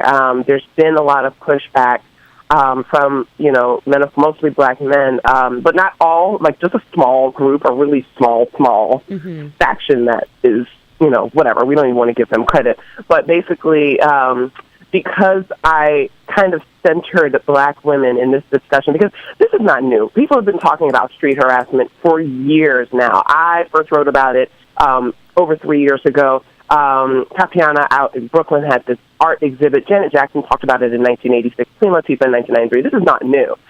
Stop Street Harassment, Hollaback, all of these groups. I felt that we were not being centered as women of color, particularly Black women, and I felt like our experiences were often harsher, often more frequent, because of our race, right?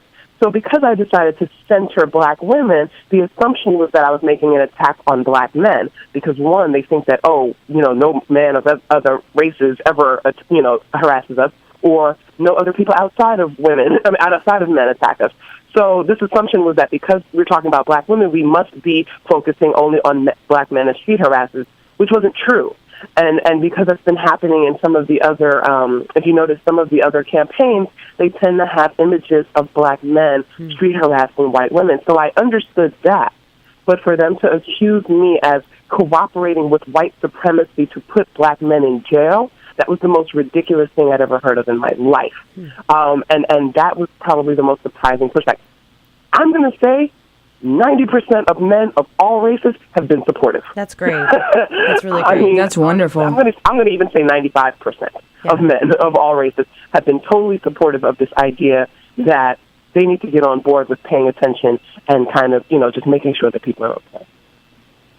I think there's a lot of men that don't understand, quite frankly, what the definition of harassment even is.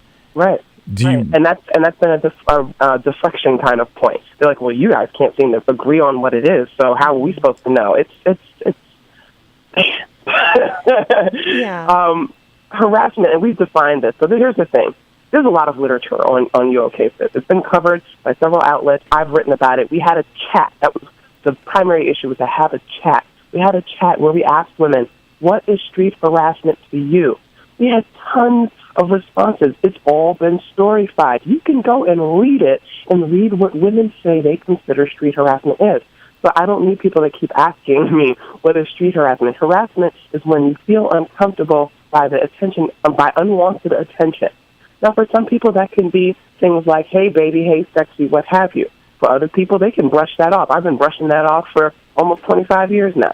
Yeah. For other people, it's being grabbed, it's being followed, it's being, it's having people curse you out when you don't pay them attention. It's having people threaten you. It's having people drive by in cars and try to block your walking, jumping out of cars, cornering you in elevators, cornering you alone on a train platform. I mean, it could be any of these things that make you feel uncomfortable walking down the street because somebody decided that you have to give them attention. Yeah, and it's really this attitude that, and obviously it's not all men, it's not most men, but there are men out there who do this. And some of the saddest experiences that I've had with this, and I'm wondering if you've heard similar things, is when I've had younger men, boys, teenagers kind of harass me. And it just makes me so sad because I feel like they're modeling behavior that they're seeing in the older men that they know, perhaps, because this is a learned behavior. And I know young men, I know young boys, and I work with them, and I have friends who work with them, and we were just actually having this conversation of how can we teach our young men and our young boys how to properly respect women, and what does that mean, and it starts with respecting yourself, and making it clear that this cuts across race, class, all these things. I'm not trying to make it about one community over the other, but it seems like that's the long view, right, of how to educate younger men and boys about what they're, because I feel like when they say those things, they don't understand how that makes you feel. Right. And so one of the experiences that I had, which I think I talked, we have a video that News One produced. Terrell Starr, reporter, he produced a video for us that featured only black women, which was important. In that video, I talk about an experience I had with young teenagers. And what was interesting was that right before I had that really negative experience with the teenagers, literally half a block earlier, I had passed by a group of older black men, right? And I was like, I'm used to the older men, older black men, older Latino men. Even, you see some older white guys, hey, baby, whatever. I'm used to that. But what it made me realize was that that's where it's coming from. They are modeling behavior of others. And so when I came on Twitter, I asked the guys, listen, when you were growing up, did people almost make you feel pressured into talking to women like this? And the number of men that were like, yes. If I didn't talk about a woman, if I didn't comment on her, they said I was gay. They said I was a punk. They said this and that. Not that being gay is bad, but for young men, it's an insult, right? And these men were just sharing their stories about how their fathers and their uncles and all these other people pressured them, would harass women in front of them, and that's where they learned it from, the conversations. They were not being respectful to women. They were commenting, and they were like, hey, don't you see that? Don't you see that? Don't you think that's good? You ain't no punk, are you? So we had a lot of these young guys being raised that this is, in order for you to be a man and assert your manhood, particularly with a group, you need to treat women like this. publicly. You need to show that you are actually interested, and this is how you show interest. Not like a quote-unquote simp where you're being nice to her. No. You just walk by and you talk about how good her butt looks or things like that. And so that kind of hit home for me because what I experienced from young men talking about what they wanted to do to me sexually, like teenagers, and I'm old enough to have been their mother, I realized it's like they had to have learned this from somewhere. You know, FJ, what you're doing, I really applaud because I'll say even from living in big cities, you know, you think of the words you hear, but I have to say even the psychology of walking down the street, where you don't even look at a man's eyes. Yes. Because you don't even want to have anyone relishing in what they're looking at. And what amazes me is kind of the psychological objectification that happens. And it doesn't even have to be words. It really is someone just looking at you. And it is something where you walk out the door and it's almost like you're putting a cape on, like, this is how I act, because you don't want to have to put up with any of it. Right, and that's what a lot of us have talked about.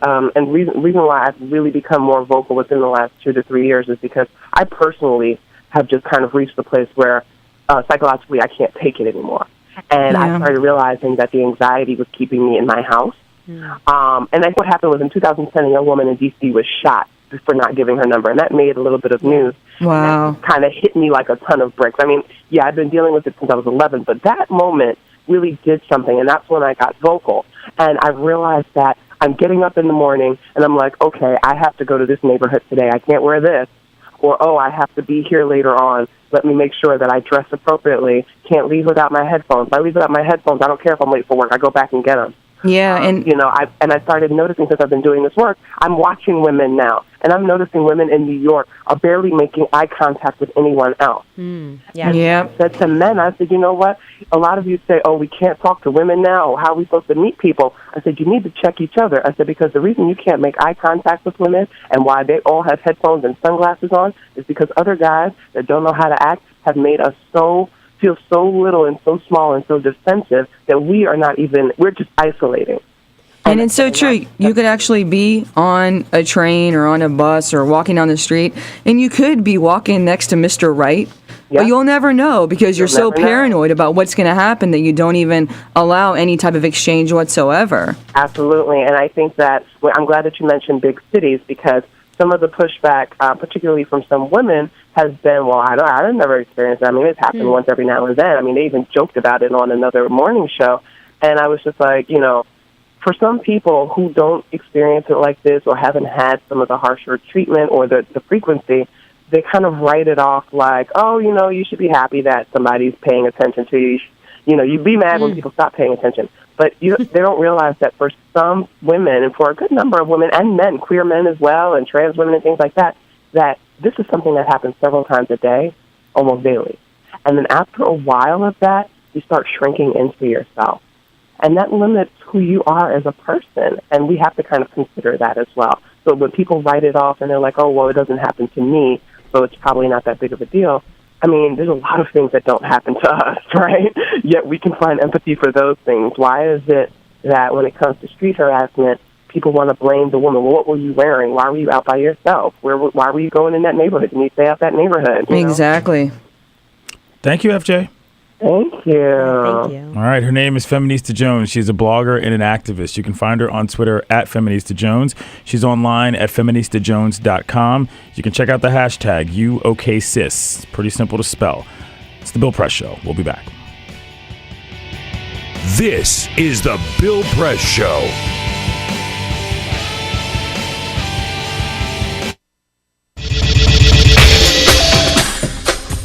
Tune into Free Speech TV for Democracy Now!, a national, independent, award-winning news program bringing you people and perspectives rarely seen on corporate media. Grunt work. Love it, hate it, useful, not useful? Necessary. Our social entrepreneurs are people who have been on the front lines of social change. I've learned so much from talking with them. This is Cafe Impact, and I'm Jonathan Lewis. I will say that I think is a challenge for anyone, especially the new workforce as they come in, is the ability to accept grunt work with grace. The most boring, awful details are the most important elements of doing this work, from the way you save names in your Rolodex to the way you bank and you deposit checks. The truth is, this work isn't glamorous, it's rewarding. You don't go into this for the glamour, you go into it for the impact. And so it takes that determination to do the scut work to actually get anywhere. It can be really challenging in a first job for someone who's coming out of finishing school to have the enthusiasm that they do to make the type of social impact that they've dreamed of. And now they're here in this first job and all of a sudden they're shouldered with all this grunt work. And they don't understand and they don't get it and they're resentful. Talk more about the power of answering phones. Sure, I did that myself, took out the trash, cleaned offices when I had to, and it's all good. There's power in being a good team player and in being somebody who sometimes has to support other people's leadership before you get to have your own moment in the sun. Is it hard to wait? It is absolutely hard to wait, especially if you're an alpha female like I am. I think grunt work can help a new employee build trust internally and teach them the nuances of how an organization is run so that they can have a real good sense of what HR is doing, what finance is doing, what all the other departments are, and that actually makes them a better employee in the long run. So in my role on a daily basis, I literally can be looking at a new venture in software. We could be looking at a microfinance deal. I could be making coffee, taking out the trash, and riding a tractor on any given day.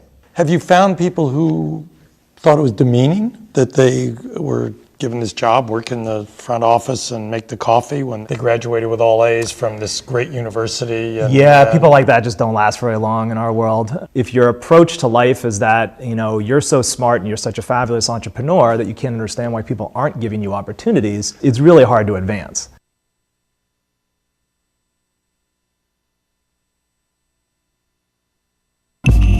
Tune in to Gay USA with hosts Ann Northrup and Andy Hum for in-depth coverage of lesbian, gay, bisexual, and transgender news. Watch Gay USA every week, only on Free Speech TV.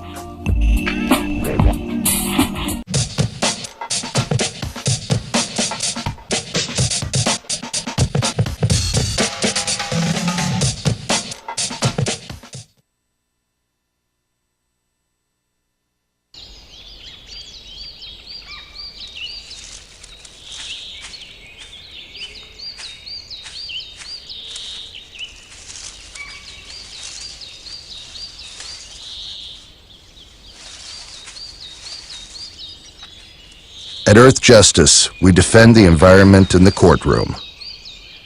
Join our fight. When you take a seat, you take a stand. Earthjustice, because the Earth needs a good lawyer.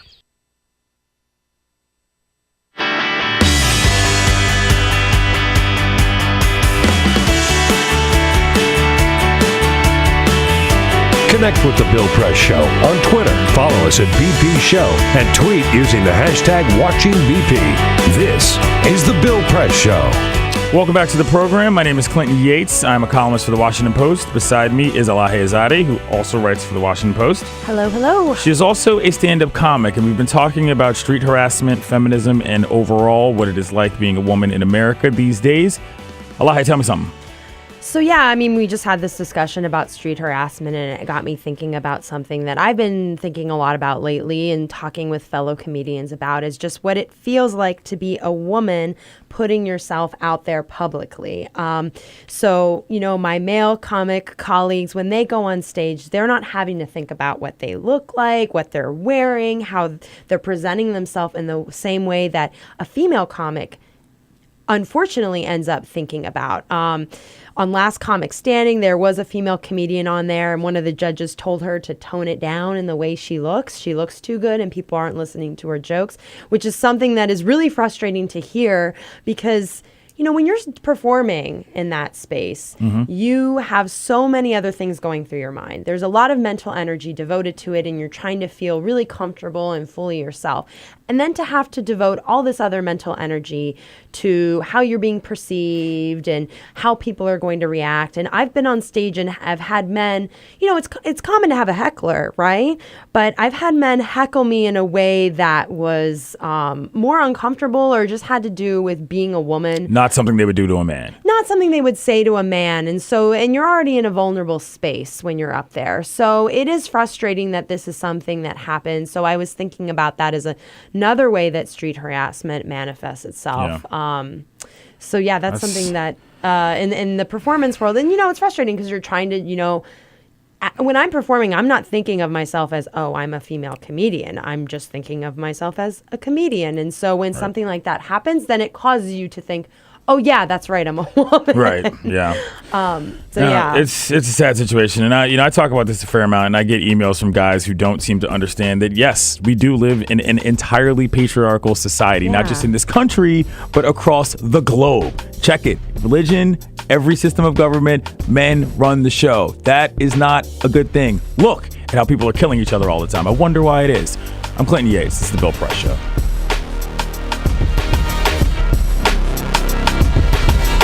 This is the Bill Press Show. So this is my computer. This is your computer. Let's go on the internet. Let's go. Click it. Yes. Okay. I cursor in between the R and the E. Pressing down, I want you to just push the period. She's gonna love me all over again. That's it. Jamaica, here you go. Here we go. Good job. Thank you. Thank you. And I did it by myself. Feel smarter. So, I'm kind of new here, but I've noticed a trend. My human does this funny thing where she goes around and gets all my toys, and then she hides them in that basket by the door. But it's always the same basket, and it's always in the same place.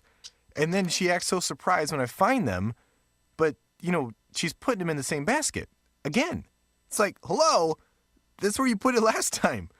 You were the worst at hide and go seek.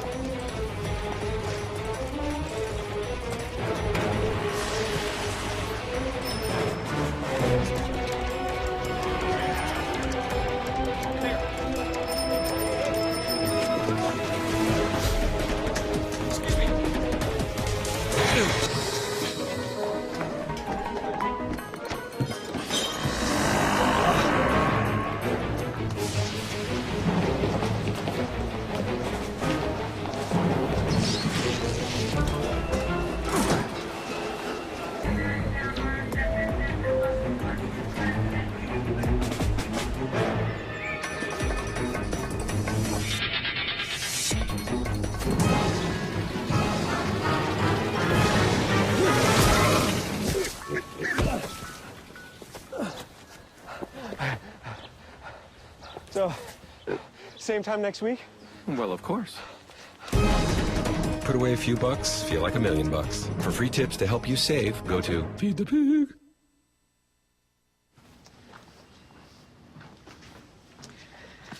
All right. I know this isn't any fun to talk about, but we should. Okay. So who's going to do what? I'll pack the dead batteries. Great. I'll only put what I don't need into a duffel bag. Perfect. That's totally unhelpful. No problem. Meanwhile, I will try to comfort everyone by speaking in a calm voice. And I'll try to get the generator going without any gas. Oh, let's not forget the cell phones, which probably won't work. Right. And who is going to handle supplies? I can forget to do a list for us. Thanks, pal. Well, I think we couldn't be any less prepared. I'm proud of you guys. Talk to your kids about who to call, where to meet, what to pack. Visit ready.gov/kids for tips and information. Hey, thanks for stopping by. You know, I followed your character since the first episode. I'm a big fan. Big fan. Thank you. And listen, your storyline, it makes for incredible TV drama. Thing is, your drug use is very adult content. Too adult for the kids. So I'm gonna have to block you. Oh, man. Yeah. Well, have a good one. You're a nice lady.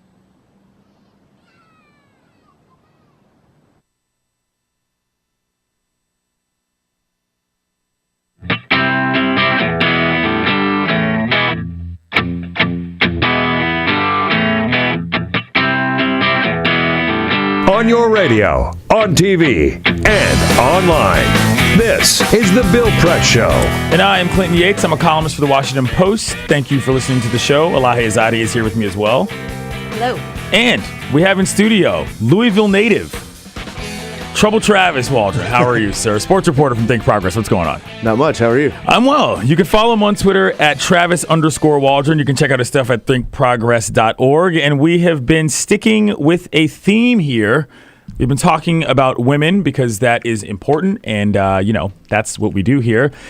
You've written a couple things recently about some of the changes that have been going on in basketball specifically. The Spurs, the Spurs sort of, they didn't change history quite because I believe she was the second woman that's been hired. First full-time. First full-time. And you wrote in a story that says a lot of men's coaches soon think that women will enter their field. Talk to me a bit about this. So CBS Sports the college sports reporters have been doing these surveys of college basketball coaches on different topics. And one of the ones was, will a woman become a head coach in men's college basketball in the next 25 years? And a majority say yes.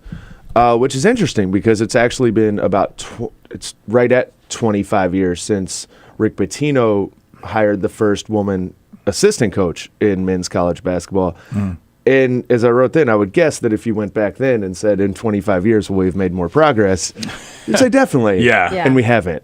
Right. There have only been another handful of women assistant coaches, even though Bernadette Maddox was her name at Kentucky, and she was by all means a success. Rick Pitino loved her. Right. The rest that was a coaching staff that included Tubby Smith and Billy Donovan and her. She went on to coach the Kentucky women's team. So I think it's hard to say. I think it's hard to say we're definitely going to break down that barrier. And on the other side that I wrote about is for all the progress that we say we're looking at making in the men's game and in men's sports for women, whether it's female officials in the NFL or the coach at Becky Hammond at the Spurs, we're losing opportunities for women in the women's game. Yeah. For all the success that Title IX has brought to women playing sports, it's made women's sports so attractive and slightly more lucrative that more men are taking the jobs coaching. So That's an the interesting share point. of women coaches in women's sports is actually at an all-time low. So and trending down. Huh. So it is not. I think we can't lose focus of when we look at, hey, we need more women coaching men, and women are capable of coaching men. Like, that is a barrier that certainly needs to be broken down. Right. Pat Summitt could have coached men's basketball. But it is more complex than just right. Because if you close off that door, you're taking away opportunities for women to even become coaches and prove themselves. Yeah, that's an interesting point. So it's dangerous, I think, to say, why aren't more women coaching women's teams? We need to ask that question too. You're from big time college basketball country.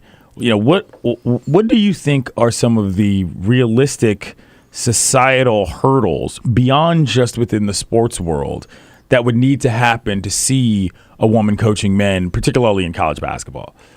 Well, I think it would be. I think a place like Kentucky or Louisville is different. I remember when Kentucky hired Tubby Smith. Yeah. And there was the who was black for those of you who don't know. Yeah. And there was, there were people, there were news segments on ESPN and stuff where there were people who said, we thought there'd be aliens in the White House or even a black man in the White House before a black man coached Kentucky. Good Lord.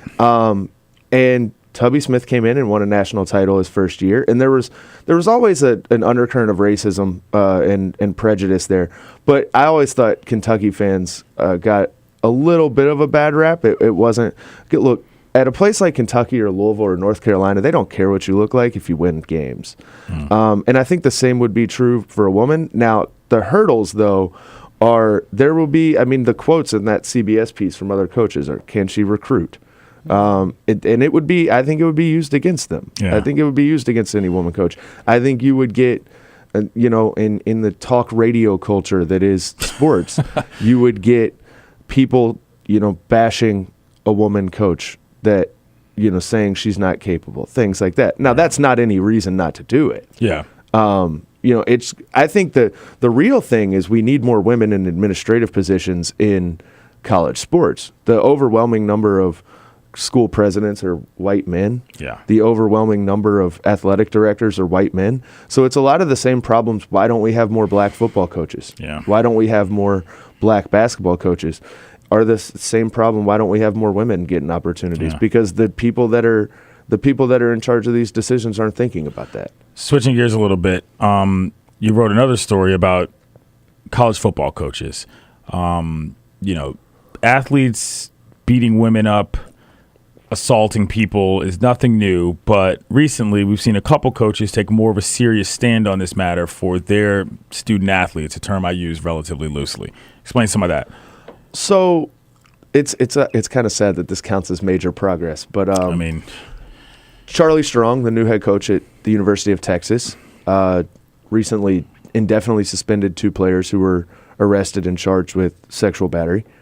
And Nick Saban, the coach at Alabama, brought in a speaker in preseason camp to talk to his players about domestic abuse and how to treat women, which, like I said, is something you say, why do we even need to do this? But at the same time, you're dealing with 18 to 20-year-old kids. Yeah. And, sometimes they're dumb and they need to hear these things. And more specifically, they're on college campuses where sexual battery and sexual assaults are a huge, huge issue. Outside of football. Right. Yes. That's what I'm saying. Yeah. Right, Forget about sports. Right. That's the culture that exists. Rape culture on college campuses is very, very real. Right. So when you add the specific lens of, high profile, privileged athletes, it gets worse, presumably.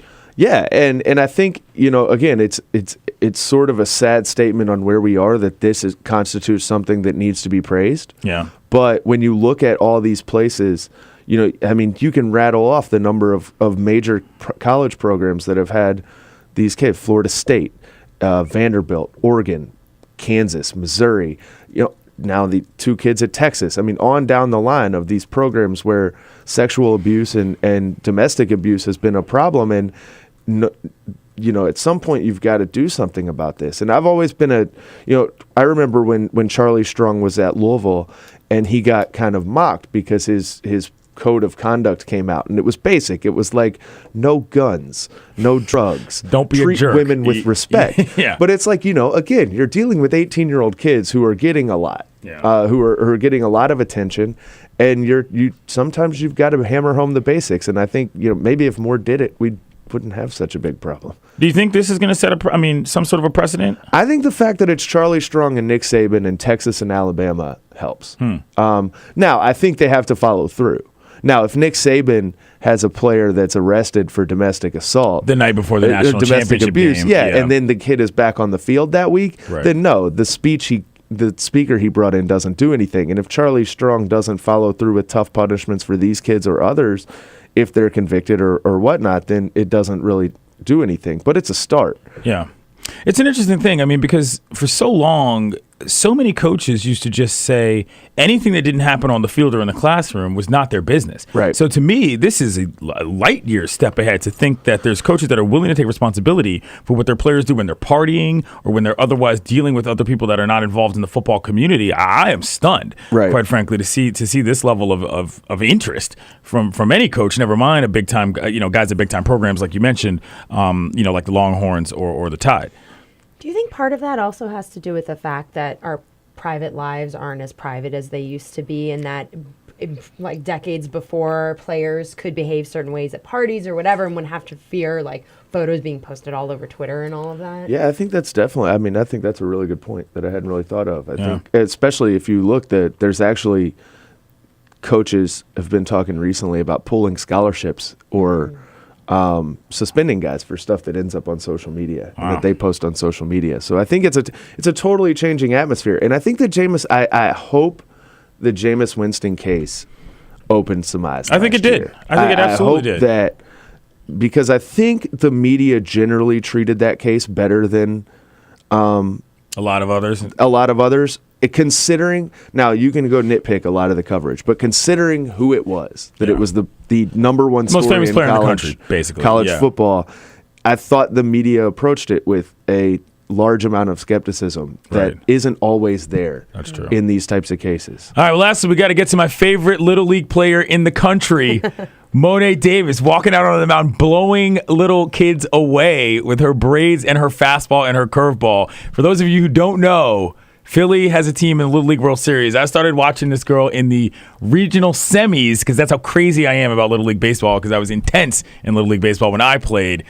Introduce the world to Mo'ne Davis, Travis. Mo'ne Davis is a 13-year-old phenom who doesn't even want to keep playing baseball. She wants to be the starting point guard at the University of Connecticut. That's amazing. Go do it. That is fantastic. But right now, she needs to let us enjoy baseball because she's throwing 65 to 70 mile an hour fastballs and the boys can't hit her. And this is a fascinating team anyway. This is like a city team from Philly. Yeah. You know, like given all the questions about baseball, why don't more young black kids play baseball? And now we have this team from the city, inner city of Philly, inside the city limits, and they have this girl who is amazing. And, there have only been 17 girls before her at the Little League World Series since 1974 when they started letting girls play. There are actually going to be 2. There's a Canadian girl as well. Really? Okay. So they will be only the 3rd pair of girls to make it. And there was a girl at her regional tournament who struck out 10 batters in a game. Wow. So it's like girl power all over Little League Baseball right now. Nice. But to make a point I made in the piece I wrote yesterday, Emma Spann from Sports Illustrated wrote a column for the New York Times about opportunities for women in baseball and girls in baseball, and how we immediately shuffle a lot of girls into softball and give them no opportunities to play baseball, even though Title IX says that softball is not necessarily a equal complement to baseball. Gotcha. Girls are allowed to play baseball in most states if their schools don't offer baseball programs, but most of them don't get the chance because coaches are hesitant to give them the opportunities. So, it'd be awesome to see Mo'ne Davis have more opportunity to keep going. And not that she can't. There are girls playing high school baseball. Right. And there are girls that have made it to college baseball, but they're few and far between. But she's awesome, and I can't wait. Let me tell you this. If I'd stepped into the box as a 12-year-old and a girl like Mo'ne Davis is standing on the mound, nope, sorry, I'm out of there. Can't do it. I'm just going to watch her play. All right, we'll be back soon. My name is Clayton Yates. Elahe Izadi is co-hosting with me, and Travis Waldron of Think Progress is here with us. When we get back, we're talking more Sprots, this time on the ovals. It's the Bill. This is the Bill Press Show.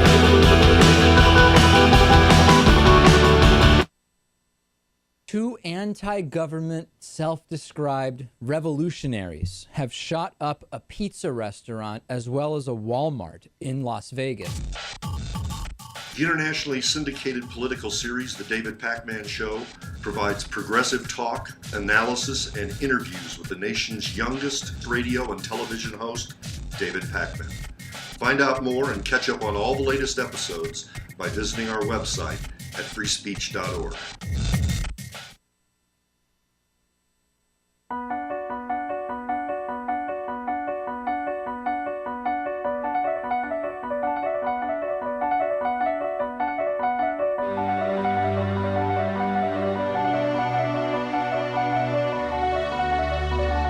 The most important issue on this planet right now is to protect and conserve biodiversity in the world's oceans. And I don't think people realize just how intimate our connection is with the oceans themselves. Not only do they provide the very foundation of life and control our weather, but life just simply could not exist without a healthy ocean. The real problem, though, is apathy. It's all out of sight, it's all out of mind, and people don't even think about it. But it doesn't matter whether you live in Peoria or on the coast.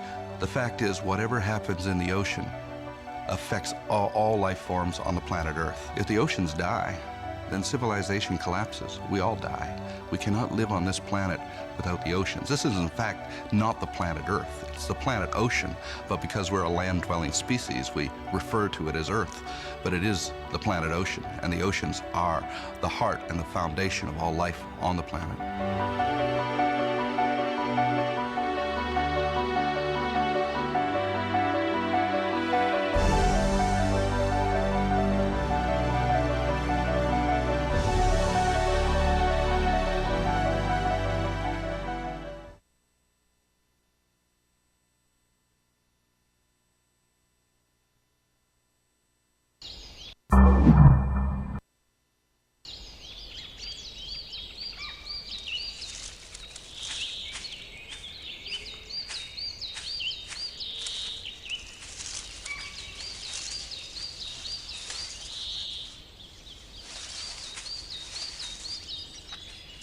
At Earthjustice, we defend the environment in the courtroom. Join our fight. When you take a seat, you take a stand. Earthjustice, because the Earth needs a good lawyer. Tune in to Gay USA with hosts Ann Northrup and Andy Hum for in-depth coverage of lesbian, gay, bisexual, and transgender news. Watch Gay USA every week, only on Free Speech TV.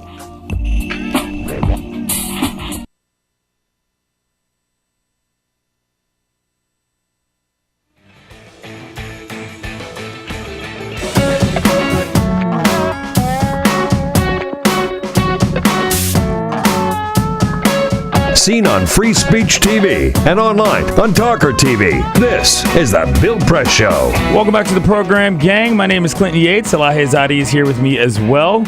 Sitting with us is one Travis Waldron of Think Progress. What's the deal with Tony Stewart? This story is fascinating, frightening, and just weird on many levels. He effectively, was I don't want to say he's responsible, but his driving led to a man's death, and I don't know what to take of this. I have no idea what to make of it. When I first saw it, which was, I guess, late Saturday night, was just kind of the raw YouTube footage, and I was like, oh, that looked like it was pretty on purpose. Yeah. Not knowing anything really about these types of cars, or this dirt type track of car racing. Yeah. I've gone and read some stuff about it. There was a really good piece on, I think it was motorsports.com, about, using the throttle to turn these cars and how to do this. And I'm less than convinced that it was on purpose now. Yeah. Maybe that's me trying to believe in some basic humanity, that you wouldn't run over someone. Right. We got a clip on this that I want to play from Marty Smith of ESPN. He's one of their NASCAR guys, about whether or not it's reasonable to presume that he might have buzzed him on purpose. He's not going out there to hurt anybody. I mean, if there's any inclination that he's going out there to hurt somebody on purpose, I would vehemently say no. He's always somebody who's going to stand up for what he thinks is right, and he's been crass, and he's been rude, and he's called me everything you can be called. I don't really know that it matters necessarily how on purpose it is at this point, though, because, look, if you're out there buzzing guys on a track, listen, you're not supposed to be out on the track, obviously. You get hit, you stay in your car. But at the same time, from a morality standpoint, who cares? If there's somebody that close to you, get away. You are a driver. You know how to control your vehicle. Why not do it? And I think that's the question. It's less did you do it on purpose, or than it is did you see him? Yeah. Were you trying to buzz him? Right. Were you trying to come close to him? Because then if you did, it's a different question. But also, I find it fairly intriguing that this guy was out there wearing all black. And a black helmet at night on a dirt track, and maybe he didn't see him. I don't know. I am totally just dumbfounded by this entire thing. There's a question. It is one of the oddest stories that I think I've ever seen. And then we even think about something like in the more pedestrian world of road rage, and how sometimes people in split-second moments don't really know what they're doing necessarily, or something else kind of comes over them. Right. So there could be a number of things at play, but I have to say, for someone to purposefully run over someone else in a crowded space, like everyone's watching what's going on. I mean, you'd have to be. Yeah, and I think Tony Stewart's reputation is preceding him here. I'm sorry, that's part of the equation. Right, This guy gets into Donnybrooks on a regular basis. Of course it is. Yeah. I think if it were a lot of other drivers, though, we'd be like, man, that's a tragedy. But with Tony Stewart, it's, we've seen him throwing helmets off of other cars. Exactly. And, running into traffic himself to make a point, and so that adds a level that makes it even harder to kind of figure out what was going on. Yeah, it's a sad story, and it's not a good one for NASCAR at all. Travis, it's always good to have you. Thank you. We got to play some ball here sometime soon. Yeah, definitely. Catch. Yeah. Anyway, I was telling Travis that I'm coaching my kid brother's fall ball team, and Travis is the Little League coach as well. So we were trading war stories. Anyway, when we get back, we're going to talk about some other stuff, probably a little bit more NASCAR. I'll tell you guys why I like it. Think Progress. He's a sports reporter at Travis_Waldron.com, at thinkprogress.org. It's good to see you again, buddy. Thank you, too. Always. It's the Bill Press Show. We'll be back. This is the Bill Press Show.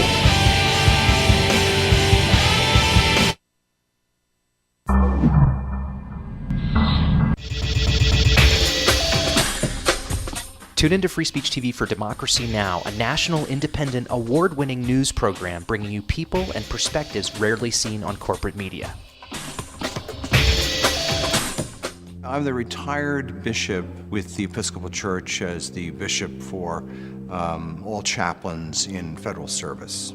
I read that there was a group of people that represented a sense of injustice that I had. We'd lost Zuccotti. I mean, there was a kind of a hope that maybe Trinity Church would be gracious and give refuge. We picked this day where we would gather and demonstrate that Trinity was closing its ears to what was happening. We marched around the block, and I realized that, my goodness, they're carrying a ladder. And I thought, well, this is the moment.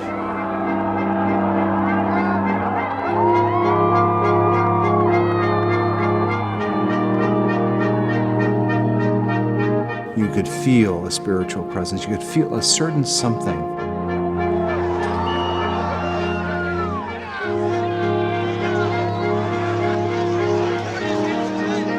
And then the cops came in.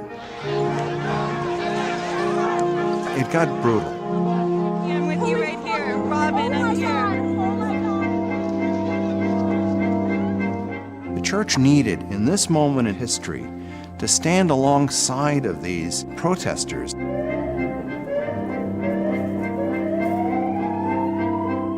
truth of Christ is found in the pews, is found in the institutional church, but it is also found in the streets. It's found in the honesty and the integrity, the insistence of people that you find in Occupy Wall Street.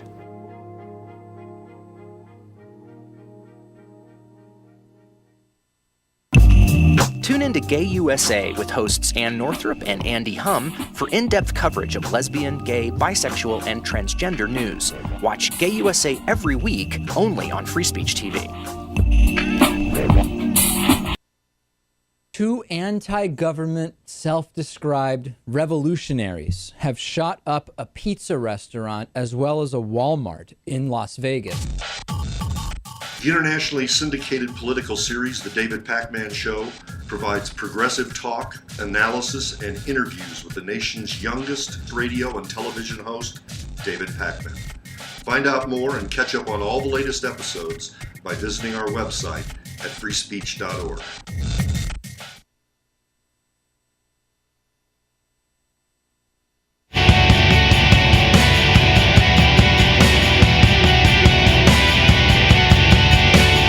On your radio, on TV, and online.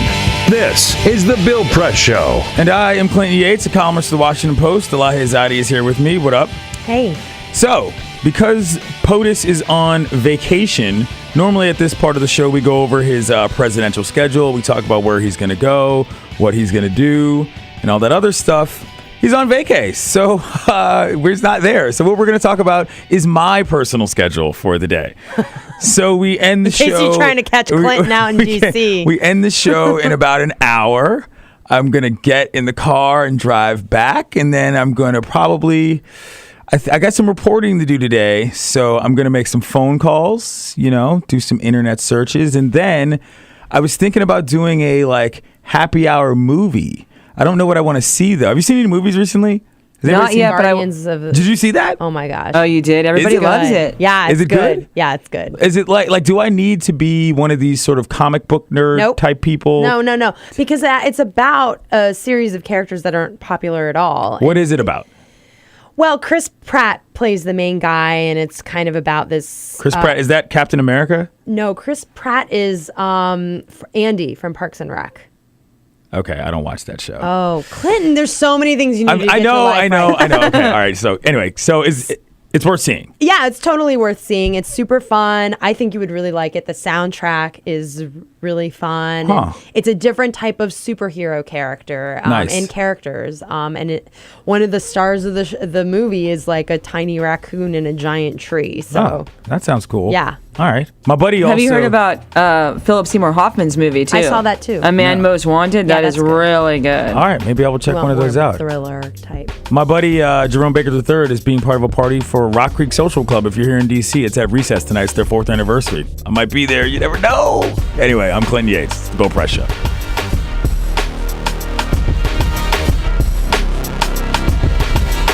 This is the Bill Press Show.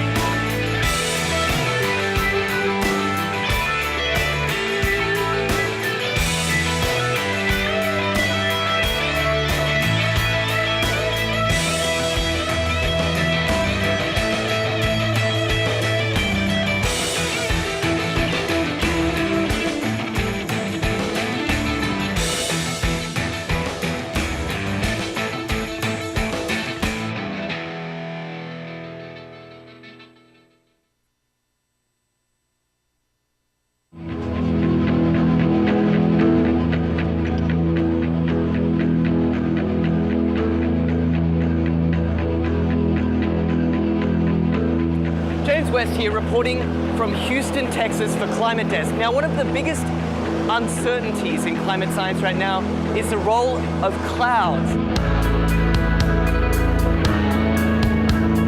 What better way to work that part out than flying right through them? That's what NASA scientists aboard this airplane think. Welcome to NASA's biggest airborne laboratory. You're coming with us today on an 8-hour NASA flight mission. When you read these big IPCC climate assessments, what's the biggest uncertainty? There's two, right? The role of aerosols and clouds. Clouds is probably bigger than aerosols. That is a piece of a puzzle that right now we are missing. You can't get the models right if you don't understand the chemistry and the process. Now we're being told we've got to get on. The doors are about to shut, so let's go aboard.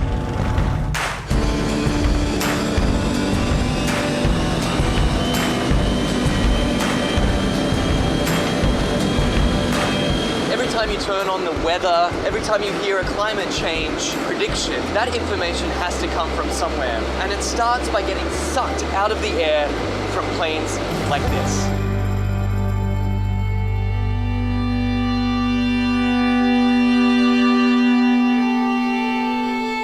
So this mission is to try to understand the emissions from the surface, so mostly biogenic emissions.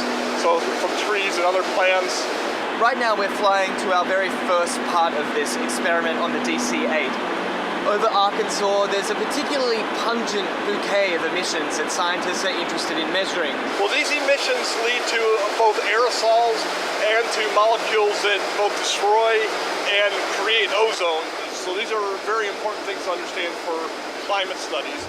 How it will manifest itself. It will be in more accurate and more reliable predictions. So what we're doing is taking a series of flyovers, each at a different level of the atmosphere, scooping up those emissions, testing them, and hopefully scientists are going to see exactly what's in this column of air all the way up.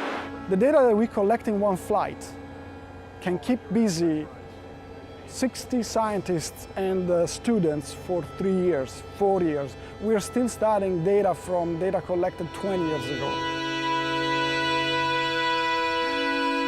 In fact, this particular mission today is its most heavily equipped in its nearly 30 years of service. Each one of these consoles here is a specially equipped scientific instrument designed to collect all sorts of different data in real time. And this instrument here tracks the sun. We're looking at mist chambers. They're used to strip soluble gases. This black line is the CO2. It's about 390 ppm right now. We're putting these filters in the bags that we've got the aerosols that we trapped out of a certain amount of air. And so we're sampling up here about 150 liters a minute. That ultimately flows back into the operational models. It flows back into what goes on TV every day. Anyway, I got to get this sample going. You do it. It's a busy man at work. We can't let him rest. Well, get this. We've just spent 2 hours crisscrossing this one cloud formation. In, back out again, back in again. Then they grow, and we track them as long as we can, and then we let it go. Even one cloud can hold a host of answers to the mysteries of climate change. The patterns of, where the clouds are, what type of clouds we see, what kind of weather systems they're associated with it, that'll all be shifting in a shifting climate, in a world with climate change. Then the big spark is this, is when we actually get the meat on the grill. And then it will be some time to process it.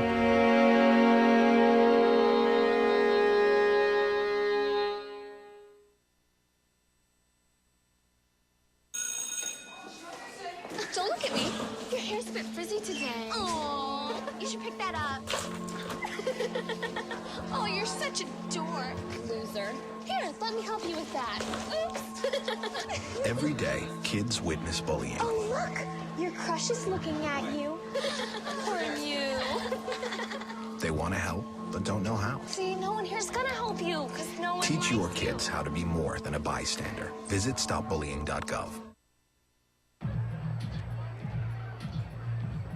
If you drive buzzed, it could cost you around $10,000. You'll face major legal fees, major fines, and steep insurance penalties. You could lose everything. Nothing kills a buzz like getting pulled over for buzz driving, because buzz driving is drunk driving. When some people struggle with their mortgage payments, they become frozen, petrified. Not knowing what to do, they do nothing. But the people who take action are far more likely to get the most positive outcome. Making home affordable is a free government program. Call now to talk one-on-one with a housing expert about the options that are right for you. Real help, real answers, right now.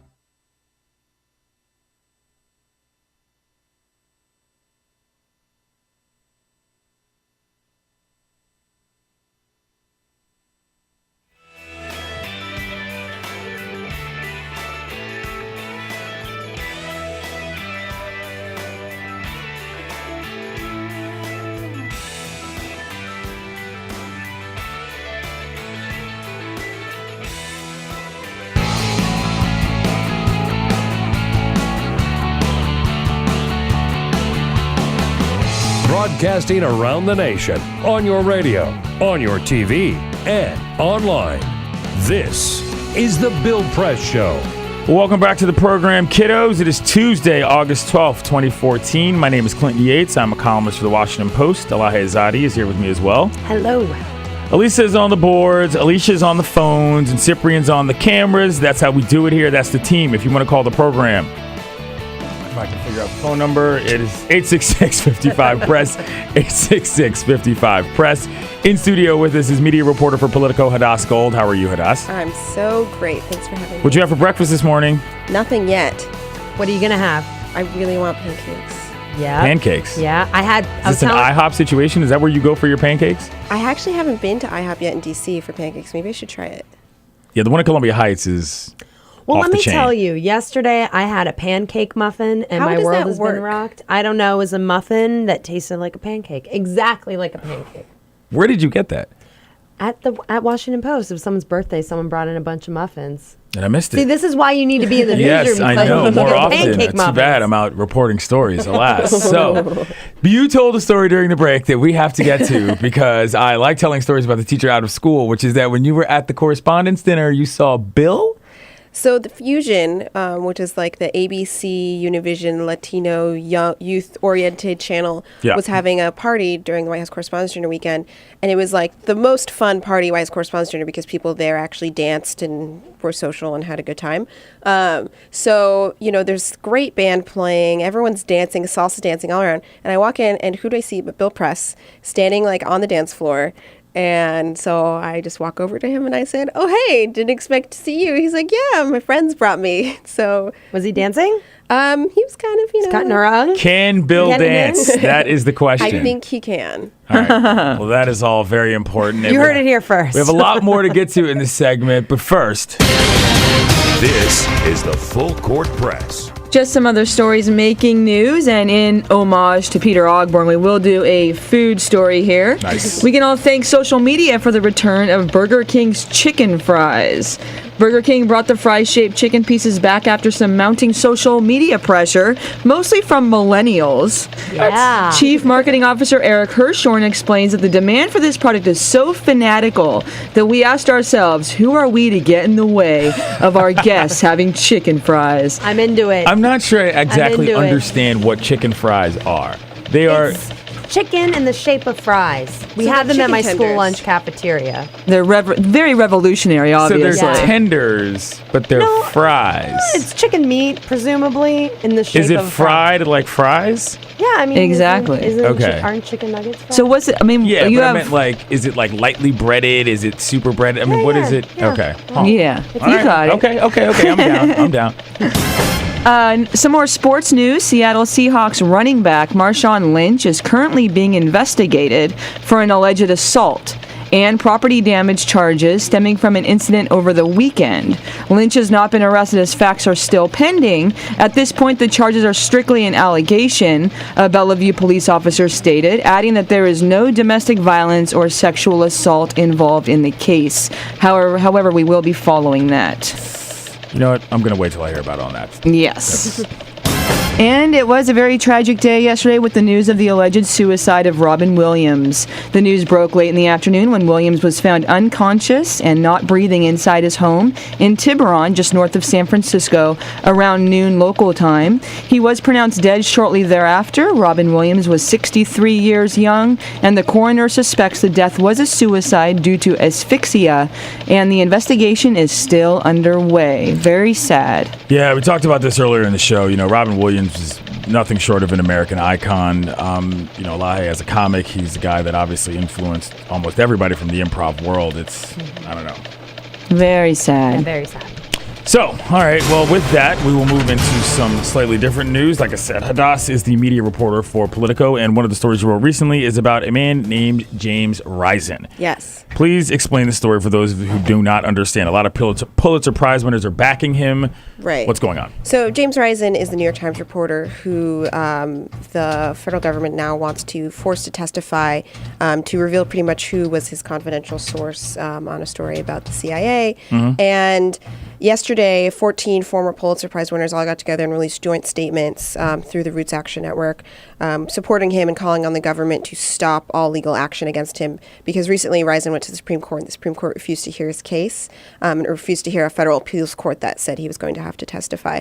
And on Thursday, this same group will be hosting a press conference. Not the same group, but a group of press freedom organizations are going to hold a press conference, and they're going to deliver to the DOJ a petition with 100,000 signatures of people saying that they should halt legal action.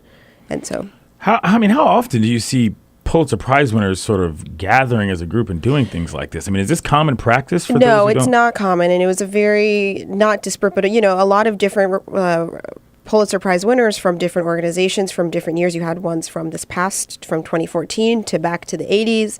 You had it all over the place, and they were all very forceful. And you've seen the whole like media landscape come out in support of James Risen, because for him to get prosecuted, it would be this. It would set a precedence that is already taken hold on our sources and on reporters, that has changed the way we do reporting, which has changed the way the American public gets their news. And it's a scary thought. Yeah. This is a tough one though, because I don't know. I mean, as much as I believe, obviously, in the notion of protecting sources, I mean, it's a very difficult situation when you get into classified information, and especially with what we've dealt with in terms of Snowden, all this other stuff, and the way that people look at this country as a result. I mean, what do you think is actually going to happen here? I really don't know, because Attorney General Holder has made a few statements about how no journalist is going to go to jail while he's Attorney General. So that makes you think that they're not actually going to send him to jail, but we don't know what's going to happen. We've seen in the past, reporters willing and saying that they are going to go to prison to protect their sources. It's almost pretty much a matter of principle right now. Yeah. And James Risen has told me that he's going to continue fighting. He's not going to back down anytime soon. I don't think that they will actually send him to jail, but I definitely think something will happen. I don't think that the government is just going to let this go. They have been they've cracked down the most out of any administration on leakers. What was your impression of him when you talked to him? James? Yeah. He's a super well-respected journalist. He's top of his game. And he is really, it's for me, I was kind of like, oh my God, like I'm talking to James Risen. Right. But he's very resolute. There doesn't seem to be any panic or anything like that. Is it that each administration cracks down more and more? Is this something that kind of builds up, or is this administration really stand out as an anomaly in a sense on cracking down? If you ask reporters, I think if you ask the average reporter, they'd say that this administration stands out, because they have done more leak investigations or tried to prosecute than any other administration, I believe, combined. So it's a huge change. But the administration will argue that they are trying to balance it out, and they say that they're more transparent than anybody else, that we're in a different situation now where we have, with the internet, with online stuff, it's so much easier to just be an anonymous leaker. That's how Edward Snowden got started. He was just emailing Glenn Greenwald. So they'll argue that it's to protect people, but I think if you ask any reporter, any media organization, they'll say that this administration is the hardest when it comes to leaks, the hardest when it comes to trying to get information out of administrative sources, out of officials. It's gone down the line, even to any other random agency. I've had reporters at Politico who work with me say, we can't even talk to people at, the FDA or something. It's just become incredibly difficult. I've had a similar experience. I was going to say the same thing. I've heard a lot of people from a lot of different media sources who tell me it is unreal how this administration has behaved in regard to this thing. But I wonder, I want to ask you this. How do you think that relates to sort of the general public? It's one thing for three journalists to sit in a room and talk about what other journalists are doing with the administration. Do you think that sort of the average American understands or really cares about that? Or do you think sort of in the post-Snowden era, things are different in terms of what the public thinks about the importance of an administration being transparent? I think that the public, when they hear the words, administrative transparency, when they hear reporters, they probably think that's all well and good, and they fully support it. But then when they think about the balance of national security secrets and free press, I would say that the average American probably would rather lean on national security and protection, especially now as we watch ISIS take over more parts of Iraq. It's a scary situation, but I think that's always been the reporter's job, is to lean that back, to say, wait a second, we need to be the balance on the other side. I mean, reporters are never well liked that much by the public. Like we're it's not like back in the day where like you could be a reporter and be super respected. Now I say I'm a reporter and I feel like people get scared and like want to run away. So so yes, the average American probably doesn't think it's that important, but that's the job of the reporters to say, no, this is important. Nixon would not have resigned 40 years ago this week had it not been for reporting and for journalists. So I think that's a very important thing to remember. And I think most Americans say, yeah, Nixon probably maybe should have, I mean, they might argue, but like Nixon maybe should have resigned after the stuff that happened. So thank goodness for journalists who did that. Yeah, and I mean, I piggybacking off of that, I think that there definitely is that strain of thought, but at the same time, there's just such a disenchantment with institutions, and people more and more are open to accepting the fact that, their president is very flawed, or whereas the Watergate scandal, I think prior to that, people weren't as skeptical of public institutions. So definitely with the Snowden leaks, I think a lot of people were really surprised by that and are shocked by that and shocked by everything that's continuing to come out from that. What do you think about you brought up Nixon, though. Like, what do you think about that 40 years later? I mean, as somebody that covers media, that's sort of an interesting, I don't know, little overlap for you. I mean, in the 40-year anniversary of what is in some ways one of the largest, and I'm not saying this just because I happen to work for the Washington Post, but in some ways one of the sort of the largest media stories in the history of American politics. Oh, definitely. What do you think about that 4 decades later? I don't think it could have happened today. I think it would be a lot more difficult for that type of story to break and to work today for reasons of technology, for reasons of also precedence. Like, now people know that they've seen what happened, and they're not going to, repeat the same mistakes. Right. And I think that was just a really fascinating and fantastic time to be a reporter, and maybe I'm being all nostalgic and everything, but I think that 40 years from now, we probably won't see the same reaction to the Snowden story as we're seeing as what happened with Watergate. Right. And I mean, I won't be surprised if something similar like that happens in the future, but it won't happen in the same way that Watergate happened. Gotcha. All right. She's the media reporter for Politico. Her name is Hadas Gold. We're coming back again, obviously, for another segment, but we will be talking about television when we get back this time. My name's Clinton Yates. Elahe Izadi is here with me as well. It's the Bill Press Show. We'll be back. This is the Bill Press Show.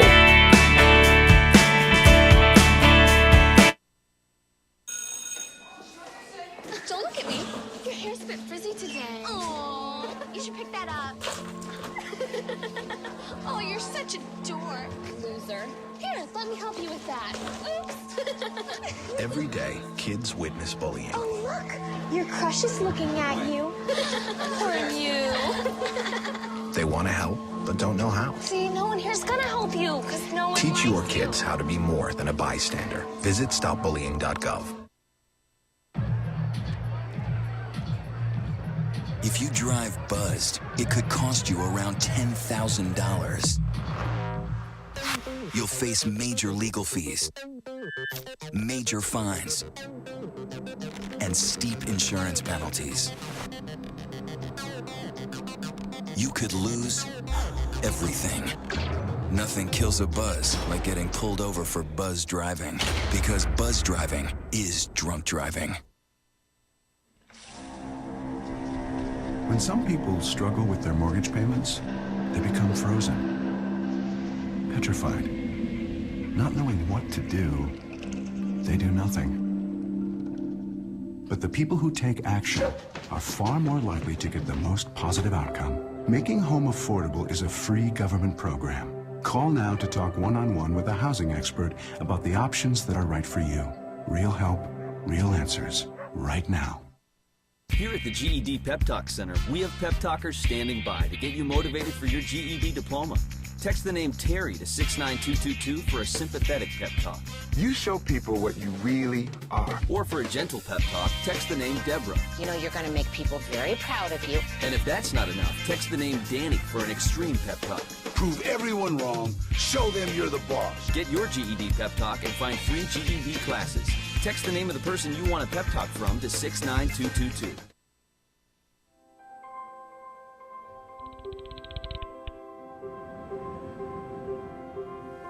Did you see the world differently?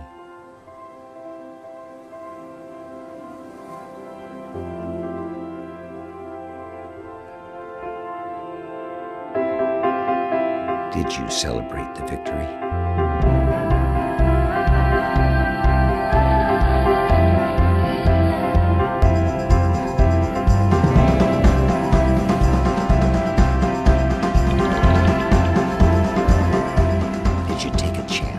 So today, I state clearly and with conviction America's commitment to seek the peace and security of a world without nuclear weapons.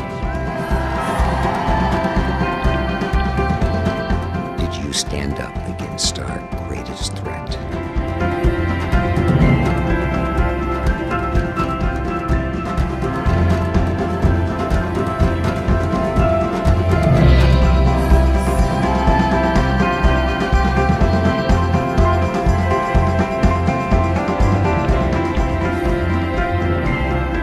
Did you commit to change the world?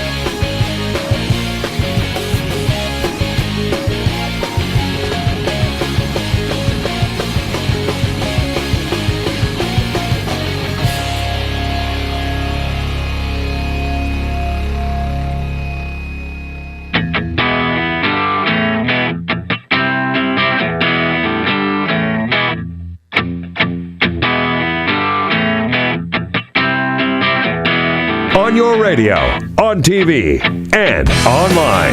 This is The Bill Press Show. Welcome back to the program, everybody. My name is Clinton Yates. I'm a columnist for the Washington Post. Elahe Izadi, my colleague, is here with me as well. Hello.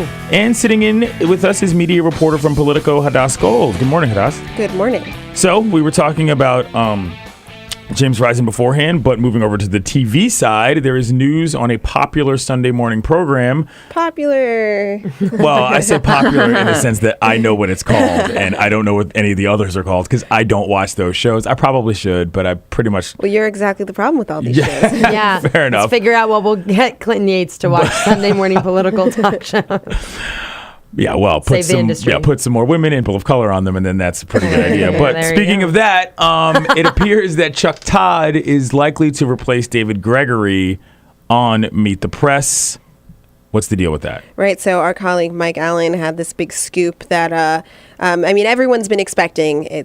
Meet the Press has been having problems now for a while. David Gregory has taken over, but the ratings have consistently put Meet the Press in last place among the Sunday morning political talk shows. What are they all called? Sorry, there's Meet the Press.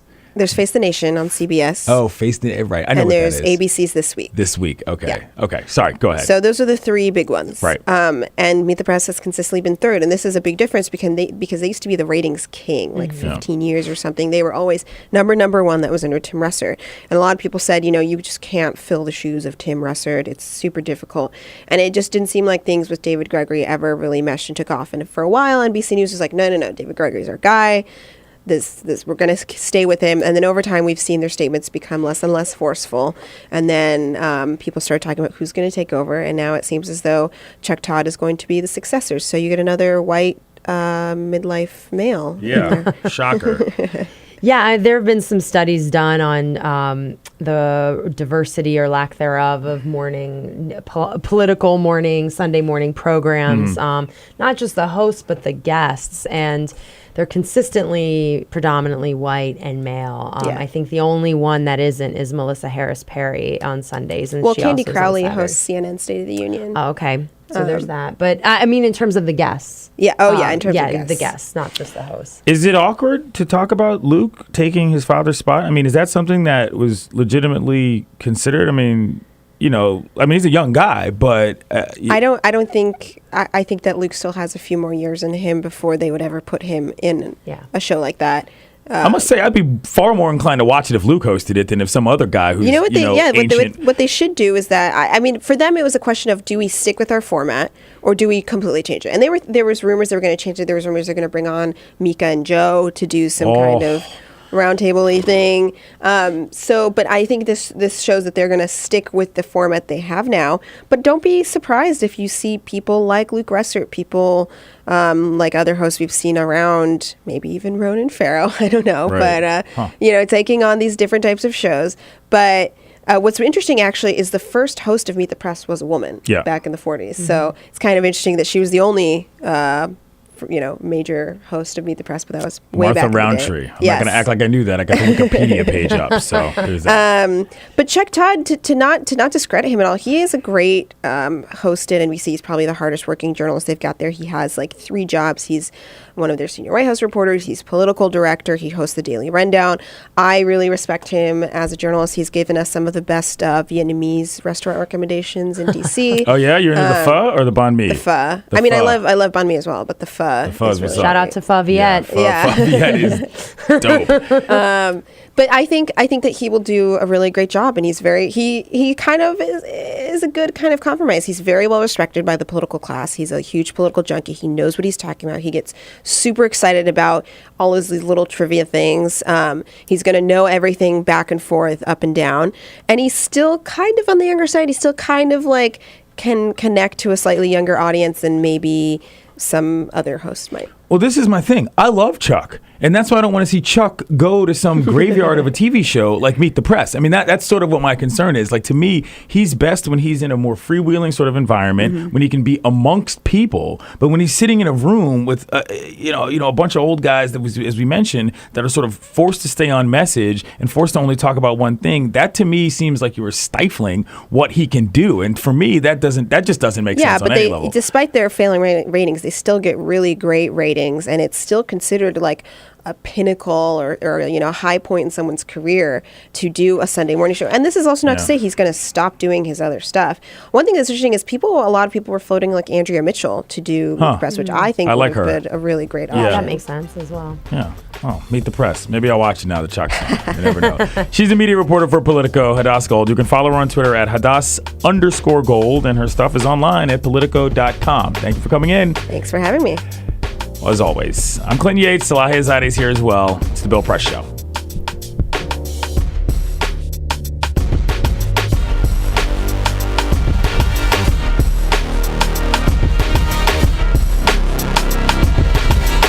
This is the Bill Press Show.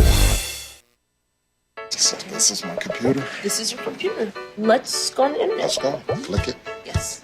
Okay. I cursor in between the R and the E. When I say done, I want you to just push the period. She's gonna love me all over again. That's it. Jamaica, here you go. Here we go. Good job. Thank you. Thank you. And I did it by myself. Feel smarter. So, I'm kind of new here, but I've noticed a trend. My human does this funny thing where she goes around and gets all my toys, and then she hides them in that basket by the door. But it's always the same basket, and it's always in the same place. And then she acts so surprised when I find them, but, she's putting them in the same basket. Again. It's like, hello, that's where you put it last time. You were the worst at hide and go seek.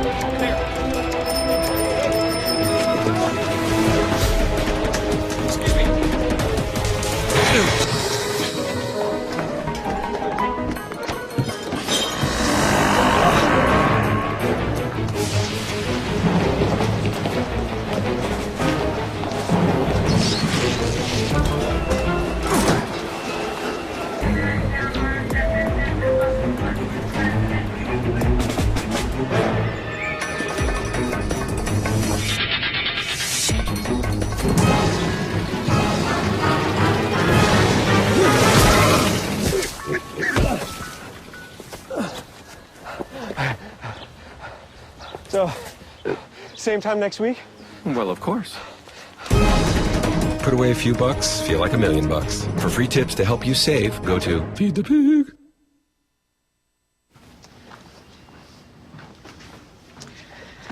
All right, I know this isn't any fun to talk about, but we should. Okay, so who's going to do what? I'll pack the dead batteries. Great. I'll only put what I don't need into a duffel bag. Perfect. That's totally unhelpful. No problem. Meanwhile, I will try to comfort everyone by speaking in a calm voice. And I'll try to get the generator going without any gas. Oh, let's not forget the cell phones, which probably won't work. Right. And who is going to handle supplies? I can forget to do a list for us. Thanks, pal. Well, I think we couldn't be any less prepared. I'm proud of you guys. Talk to your kids about who to call, where to meet, what to pack. Visit ready.gov/kids for tips and information. Hey, thanks for stopping by. You know, I followed your character since the first episode. I'm a big fan. Big fan. Thank you. And listen, your storyline, it makes for incredible TV drama. Thing is, your drug use is very adult content. Too adult for the kids. So I'm gonna have to block you.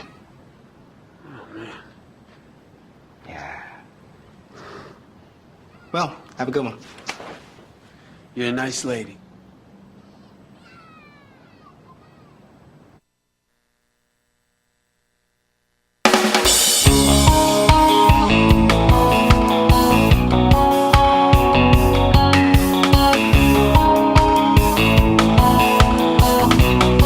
Connect with The Bill Press Show on Twitter. Follow us at BP Show and tweet using the hashtag WatchingBP. This is The Bill Press Show.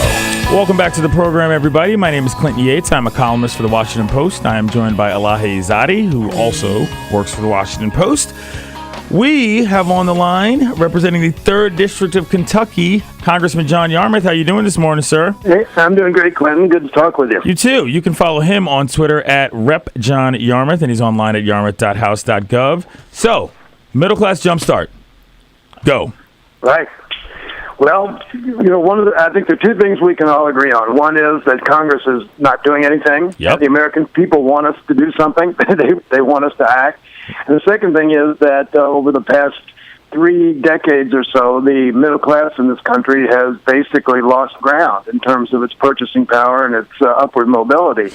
So what we've done as a Democratic caucus is promise to the American people that if they put us back into the majority, we have a 100-day action plan during which we will enact a series of proposals that will help jumpstart the middle class, that will help us bring jobs back to this country, create jobs here, that will raise the standard of living with women and families, and also will help us enhance our educational situation so that people are not burdened by incredible student loan debt, and we also expand opportunities for education for our youngest citizens. So basically, that's the middle class jumpstart. We know, for instance, that the minimum wage now, in terms of purchasing power, is 30% below what it was 40 years ago. So we are proposing that we're promising, I shouldn't say proposing, we're promising that if we're in the majority, we will raise the minimum wage to $10.10 an hour at the federal level in the first 100 days of the session. And there's a series of proposals that, as I said, will help middle-class families and those families trying to reach middle-class status. Well, let me ask you, what are you guys defining as middle class? These days, there's so much income disparity in America that the definition of what that even means, I feel, for so many people is very sort of nebulous. Well, there's no question about it, and it's amazing how many people think that they're in the top 5% of the income earners when they're not anywhere near it. But so some of that is self-defining, but we basically consider middle class those people who are not bosses, not CEOs. Those people are working every day, trying to struggle to put their kids through college, raise the standard of living for the next generation, and don't have it made. And again, it's not just the middle class, but even though that's what we're focused on, but it's also those people who should have an opportunity to reach whatever the middle class is. And I would say middle class is a wide range. Everybody who's not on some kind of public support, who's self-sustaining, up to fairly high-income people.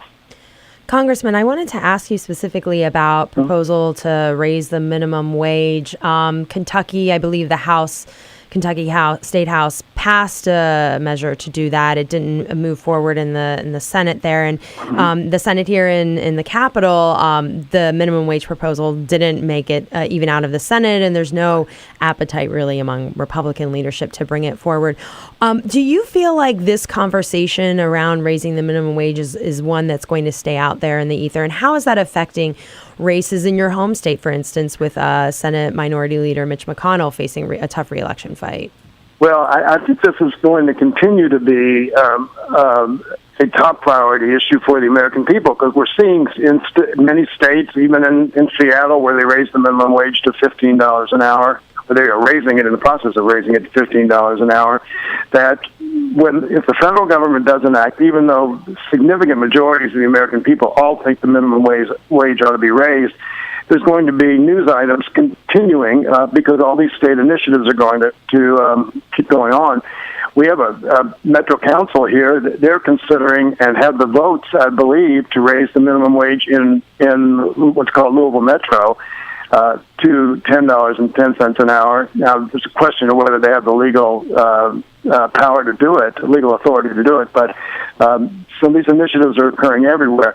Allison Lundigan Grimes, our candidate against Senator McConnell, is making this one of the pillars of her campaign. Again, because one of the things we keep talking about is that when you allow employers to pay less than the living wage, which is about $10 an hour, you're basically asking taxpayers to subsidize all those employers, because all those employees who are making $7, $8 an hour are getting food stamps and other housing assistance and other forms of public support. I think one estimate said that Walmart gets a subsidy from taxpayers of about $2.5 billion a year because they don't pay their employees a living wage. So there's a real economic argument for this. There's a moral argument for this, and then there's kind of the equity argument for this. That why should taxpayers have to subsidize big employers just so they can pay lower wages? And another thing that's really just happening right now is all of these crises, I think, are overshadowing a lot of the other things that are potentially could be happening in Washington. One of them is the crisis at the border with Mexico, the immigration crisis. The president appears to be poised to take some sort of executive action that is pretty strong. How do you think seeing strong executive action relating to immigration coming from the president will affect House Democrats such as yourself in 2014 or in 2016? Do you feel like there could be a pushback from voters feeling like the president is overstepping his boundary, or is there a sense that Congress is not doing anything the president needs to step in here? Well, I'll separate the political from the substance. Okay. To be very candid, I would suspect that if the president takes strong unilateral action, maybe to extend deferred action to families of dreamers and so forth, I would think that will not be something that helps Democrats this year. I'm not sure it'll hurt Democrats, but I don't think there are enough seats in play where there would be that much of a positive impact. And if you're in Idaho or in South Dakota or wherever you may be, there are very few districts where there's enough Hispanic population, I think, to make a positive impact. And there are districts in where I think it could be a negative. It won't make any difference in my district. I mean, I'm a very strong advocate of comprehensive immigration reform, and I worked on it I was part of the group of 8 in the House that worked on it last year. I'm closely identified with that. As a matter of fact, if you talk to I've talked to 4 of the other 5 House members in Kentucky, and they all want to vote for comprehensive immigration reform. I have not talked to Hal Rogers, but the other 4 say they need to, because their districts are heavily dependent upon immigrant workers in the agriculture sector and in the horse breeding industry. So, I think it'll play differently in different places, but I don't think overall it will make a significant difference politically. It could hurt a little bit in some places. I don't think it's going to be an overwhelmingly positive thing. I think moving forward to 2016, I think that's a different story. You'll have obviously the presidential election. You'll have, I think, many more states where there's a Hispanic population that can make a difference. But now that the substance of the issue, I hope he does it, because we have these crises going on. Every one of us has had a situation where our constituents were threatened or with deportation, or actually were deported and broke up a family. They're just tragic situations, and we literally have tens of thousands of foster children right now who are American citizens, but they're in foster homes because we deported their parents. So this is a moral tragedy, a human tragedy that I hope the president stops. Let me ask you this. Why don't you think House Republicans understand that when women succeed, America succeeds? You know, if I had to explain what is going through the minds of House Republicans, I think I would go insane myself. I can't understand for the life of me, and I talk to many of them, how they can go home and actually talk to real people and explain what they're doing. I have 6 congressional districts in Kentucky. I'm one of 6. I have the lowest, even though I have the most significant minority population, I have the lowest utilization of food stamps of any of the 6 congressional districts, and all 5 Republicans voted for the $40 billion cut in food stamps. Now, Hal Rogers' district has 27% of his constituents are on SNAP, on food stamps, and he votes for that huge cut. So I can't explain what goes through their mind, but clearly to me, they are totally out of touch with the way real people live. And maybe it's because a lot of them are in rural districts where there isn't a sense of a reliance on the federal government or the importance of the federal government. But I think if you're in an urban area where most Democrats are, they understand where the balance of the population, how they live, and the significant need for not just support programs, but also for programs to help people lift themselves out of very serious situations. So I don't know what's the Republicans' mind, but again, I don't think they understand how the real world works. Congressman, how do you feel the president, I'm switching gears a little bit, how do you feel the president is doing in handling the situation in Iraq? And is this something that you want Congress to be able to weigh in on when they return from August recess, the response? I think if this campaign is sustained as the president has said it would, then I think we need to have a voice in that. I can see heading off this humanitarian crisis in the mountains with the Yazidis, but I don't. I think if it goes much longer than this week, then I think we need to be heard, because I can't see the difference. Even though I understand the subtle differences between this situation and Syria and some other places where we have not taken action, I think the American people need to be part of that debate through us. So, I approve of what he's done so far, and I'm willing to be convinced that a sustained effort is needed, but I think we need to be consulted if it goes much longer. Last question, softball. I want a prediction on Louisville football this year. Well, I think that Louisville's going to be very, very tough. I'm not an enormous Bobby Petrino fan, but but that's not based on his football prowess. He's a heck of a coach. We've got an incredibly powerful offense, and if he can shore up some of the defensive losses that we sustained through graduation last year, I think we could easily finish second. I don't think we can beat Florida State, but I think we can finish second in the ACC, and that would be a hell of an accomplishment. And certainly I think we can be in the top 20. So I'm looking forward to the season. It will be. He coaches a very exciting brand of football, and it's exciting to be in the ACC where we get to play so many top-name schools, and we're certainly looking forward to basketball season for that same reason. Absolutely. All right. Well, thank you, Congressman. Thank you. All right. His name is John Yarmuth. You too. You can find him on Twitter at Rep. John Yarmuth, and he's online at yarmuth.house.gov. He represents the 3rd District of Kentucky. We'll be back. It's Tuesday. We're almost home. I'm Clinton Yates. Elahe Izadi's here as well. It's the Bill Press Show. This is the Bill Press Show. What gets you into college? Good SAT scores? High GPA? Lots of extracurriculars? Sure, but what you really need is money. If you don't have the cash, you'll need a loan. And we mean huge student loans because the cost of college has risen 1,000% in the last 30 years. This means big money for the banks that collect fees and interest. Now, millions of young people are starting their adult lives with an average of $29,000 of loans on their backs. Altogether, we're talking $1.2 trillion in student debt. And more people are finding it impossible to pay them back. Welcome to the student debt crisis. The increasing demand for higher education and cuts to state funding gave colleges a huge incentive to keep inflating prices. I graduated about a year ago, currently in $35,000 of debt. I am in debt about like $25,000. I owe $23,000. I owe over $50,000 in student loans. 38.8 million Americans owe money on a student loan. And the biggest names in banking are making huge profits off the booming student loan industry. Sallie Mae, the largest provider of private student loans, made $949 million last year. They only give you about 6 months to look for a job. You have to start paying back the loan. It's very pressuring, especially nowadays. It's very hard to find a job. Over half of the students graduating in 2012 could not find a decent paying job. They either had low-wage jobs or unpaid internships or were unemployed altogether.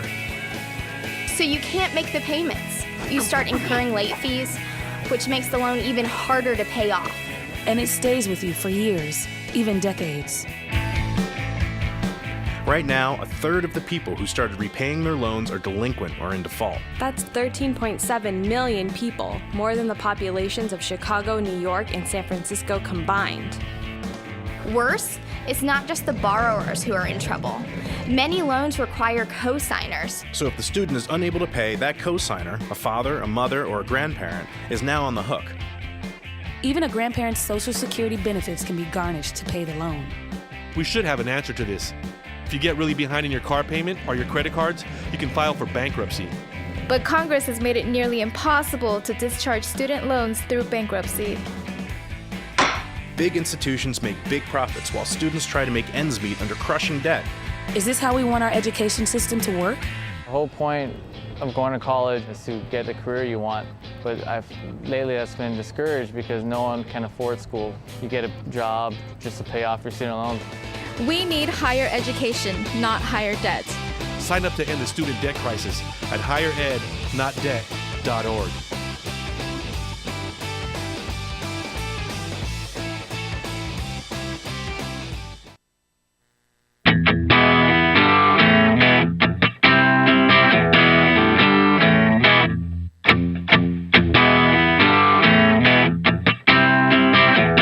Seen on Free Speech TV and online on TawkrTV. This is the Bill Press Show. Welcome back to the program. My name is Clinton Yates. I'm a columnist for the Washington Post. I'm joined by Elahe Izadi of the Washington Post as well. Hello, hello. And we're coming up on the close here, but we want to talk about a little something. You know, the situation in Ferguson, Missouri is something we discussed earlier in the program. And obviously there have been riots, there have been looting. Obviously a man got killed. And there's been some concern that the president has taken too long to respond to this. I mean, he took a couple hours to respond to the Robin Williams death, but there's concern that maybe he's coming across as somewhat insensitive or out of touch or aloof. I'm not sure. I'm not sure what I think about this. Reading Jamel Bowie, he writes for Slate. He's a fantastic tweeter. He wrote, the last time Obama responded to something like the Mike Brown shooting, it hyper-politicized the entire event. I presume he's referring to Trayvon Martin there, where he talked about what it was like, to have kids like that and all that, and it turned into a whole situation. I mean, what do you think? Do you think the president is remiss in not saying something about this so far? I mean, I think either way, he's going to be highly criticized for it. I don't think that's a reason to not say something, though. The last time he did speak on, for instance, Trayvon Martin, he received a lot of criticism that he was really hyper politicizing and injecting politics, and it's inappropriate for him as the president of the United States to be talking about that. Of course, there are a wide range of opinions about that. But on this particular issue, I think what's especially perhaps grounds for either criticism or not is that this might require a DOJ investigation. Eric Holder, his office, has already weighed in on this. So because it might require a DOJ investigation, perhaps it is inappropriate for him to say something about the shooting itself. The fact that he hasn't said anything about the rioting and the protests is kind of interesting, but he is not in D.C. He's on vacation, Martha's Vineyard. He did make a statement yesterday regarding Iraq. So, there are a lot of other things brewing, but I would be shocked if it does go much longer without him or at the press secretary or someone saying something relating to this, especially because we're talking about an American city almost under siege. If they it's beyond the shooting at this point. Yeah, if they get out of the week without a statement, I'll be surprised. If you got any thoughts on it, 866-55-PRESS, 866-557-7377. We got a couple minutes here before we're done. But, the problem with this is that once the president starts speaking about incidents that involve race very specifically, he suddenly, again, almost ceases to be the president of the United States. And in some people's minds, he becomes then the president of Black America. And people come out and say, oh, well, why didn't you say anything about, this other kid who got shot in Chicago or another kid who got shot down the street in D.C.? It becomes a very difficult, I don't want to use the phraseology minefield to navigate when we're talking about wars, but it becomes a very difficult situation to manage because there are so many people who die from gun violence, be it from cops or be it from regular residents on such a regular basis. So it's a no-win situation for him. But I think that if they get out, I can't imagine they get through this week without having addressed it because, again, things are burning down. The optics of this, everybody's there. It's just if the FBI is there, sure, he can't necessarily inject his opinion about what it is that should have been done regarding that police force, but he's got to say something at this point. I mean, St. Louis is too big and Ferguson is too sort of obvious at this point for him to just ignore it. Well, I mean, he could go a while himself without saying something, but really, if there's an opportunity for reporters to ask at a press briefing, at least the press secretary, about it, to get some sort of response out of the White House about this situation. And we kind of know where the Justice Department stands on it, and they're closely monitoring what's going on here. But there is almost like two separate issues, right? There's the shooting itself and all the circumstances around it, and then there's response. Yeah, the response. So I would feel like it's appropriate for the president to weigh in on what's happening to this community. I agree. All right. Well, we're going to take a break. Then we're going to wrap things up when we get back. I'm Clinton Yates. Elahe Izadi is here. Excuse me. No worries. I know. It's been a long day. It's early. Exactly. All right. We'll be back. It's the Bill Press Show. This is the Bill Press Show.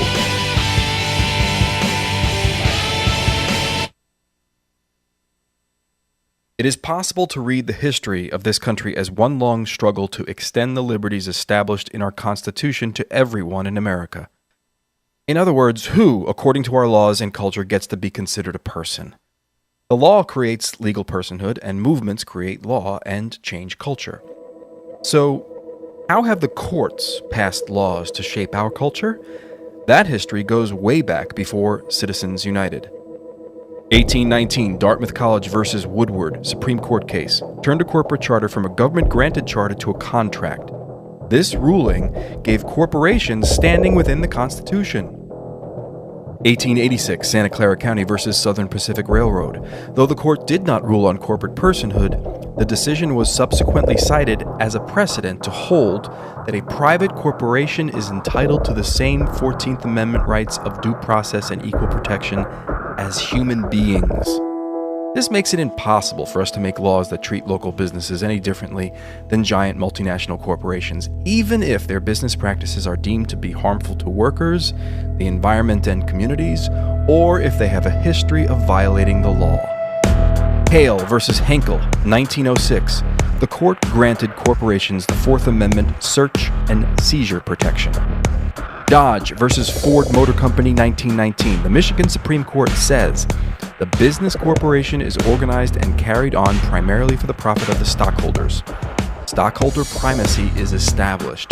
The purpose of the corporation, according to the court, is no longer to serve the public good, as it had been. It is now to maximize profit for shareholders above all else. Pennsylvania Coal Company versus Mahon, 1922. Corporations get the Fifth Amendment takings clause, meaning if you pass a regulation that impacts a corporation's ability to make a profit, that is deemed a taking, and they can sue for the right to future profits lost. This creates a chilling effect, and local and state governments become much more hesitant to pass laws in the public interest for fear that corporations can claim loss of potential profits that cities and states will be on the hook to pay.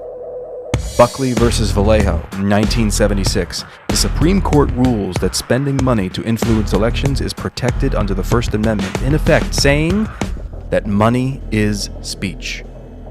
Citizens United versus Federal Election Commission, 2010.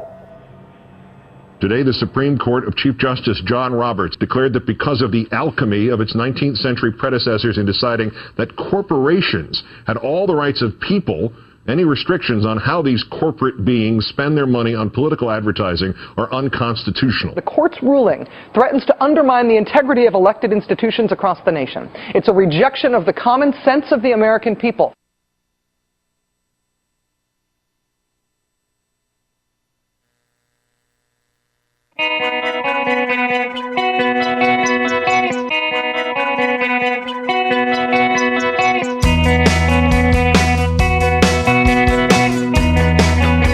This is the Bill Press Show. Welcome back to the program. I'm Clinton Yates. Elahe Izadi is here as well. There's another person who, if you're watching on TV, you can see, but we're not going to talk about yet. I was going to mention that this weekend I'm going to Houston to see my girlfriend, and we're going to watch the VMAs where Beyonce is going to get her Vanguard Award, and I'm really excited about being able to do that in Houston, where she's from. Yeah. That's very exciting because, you know, that's how it is. However, somebody is in studio. Somebody you may recognize. Yo.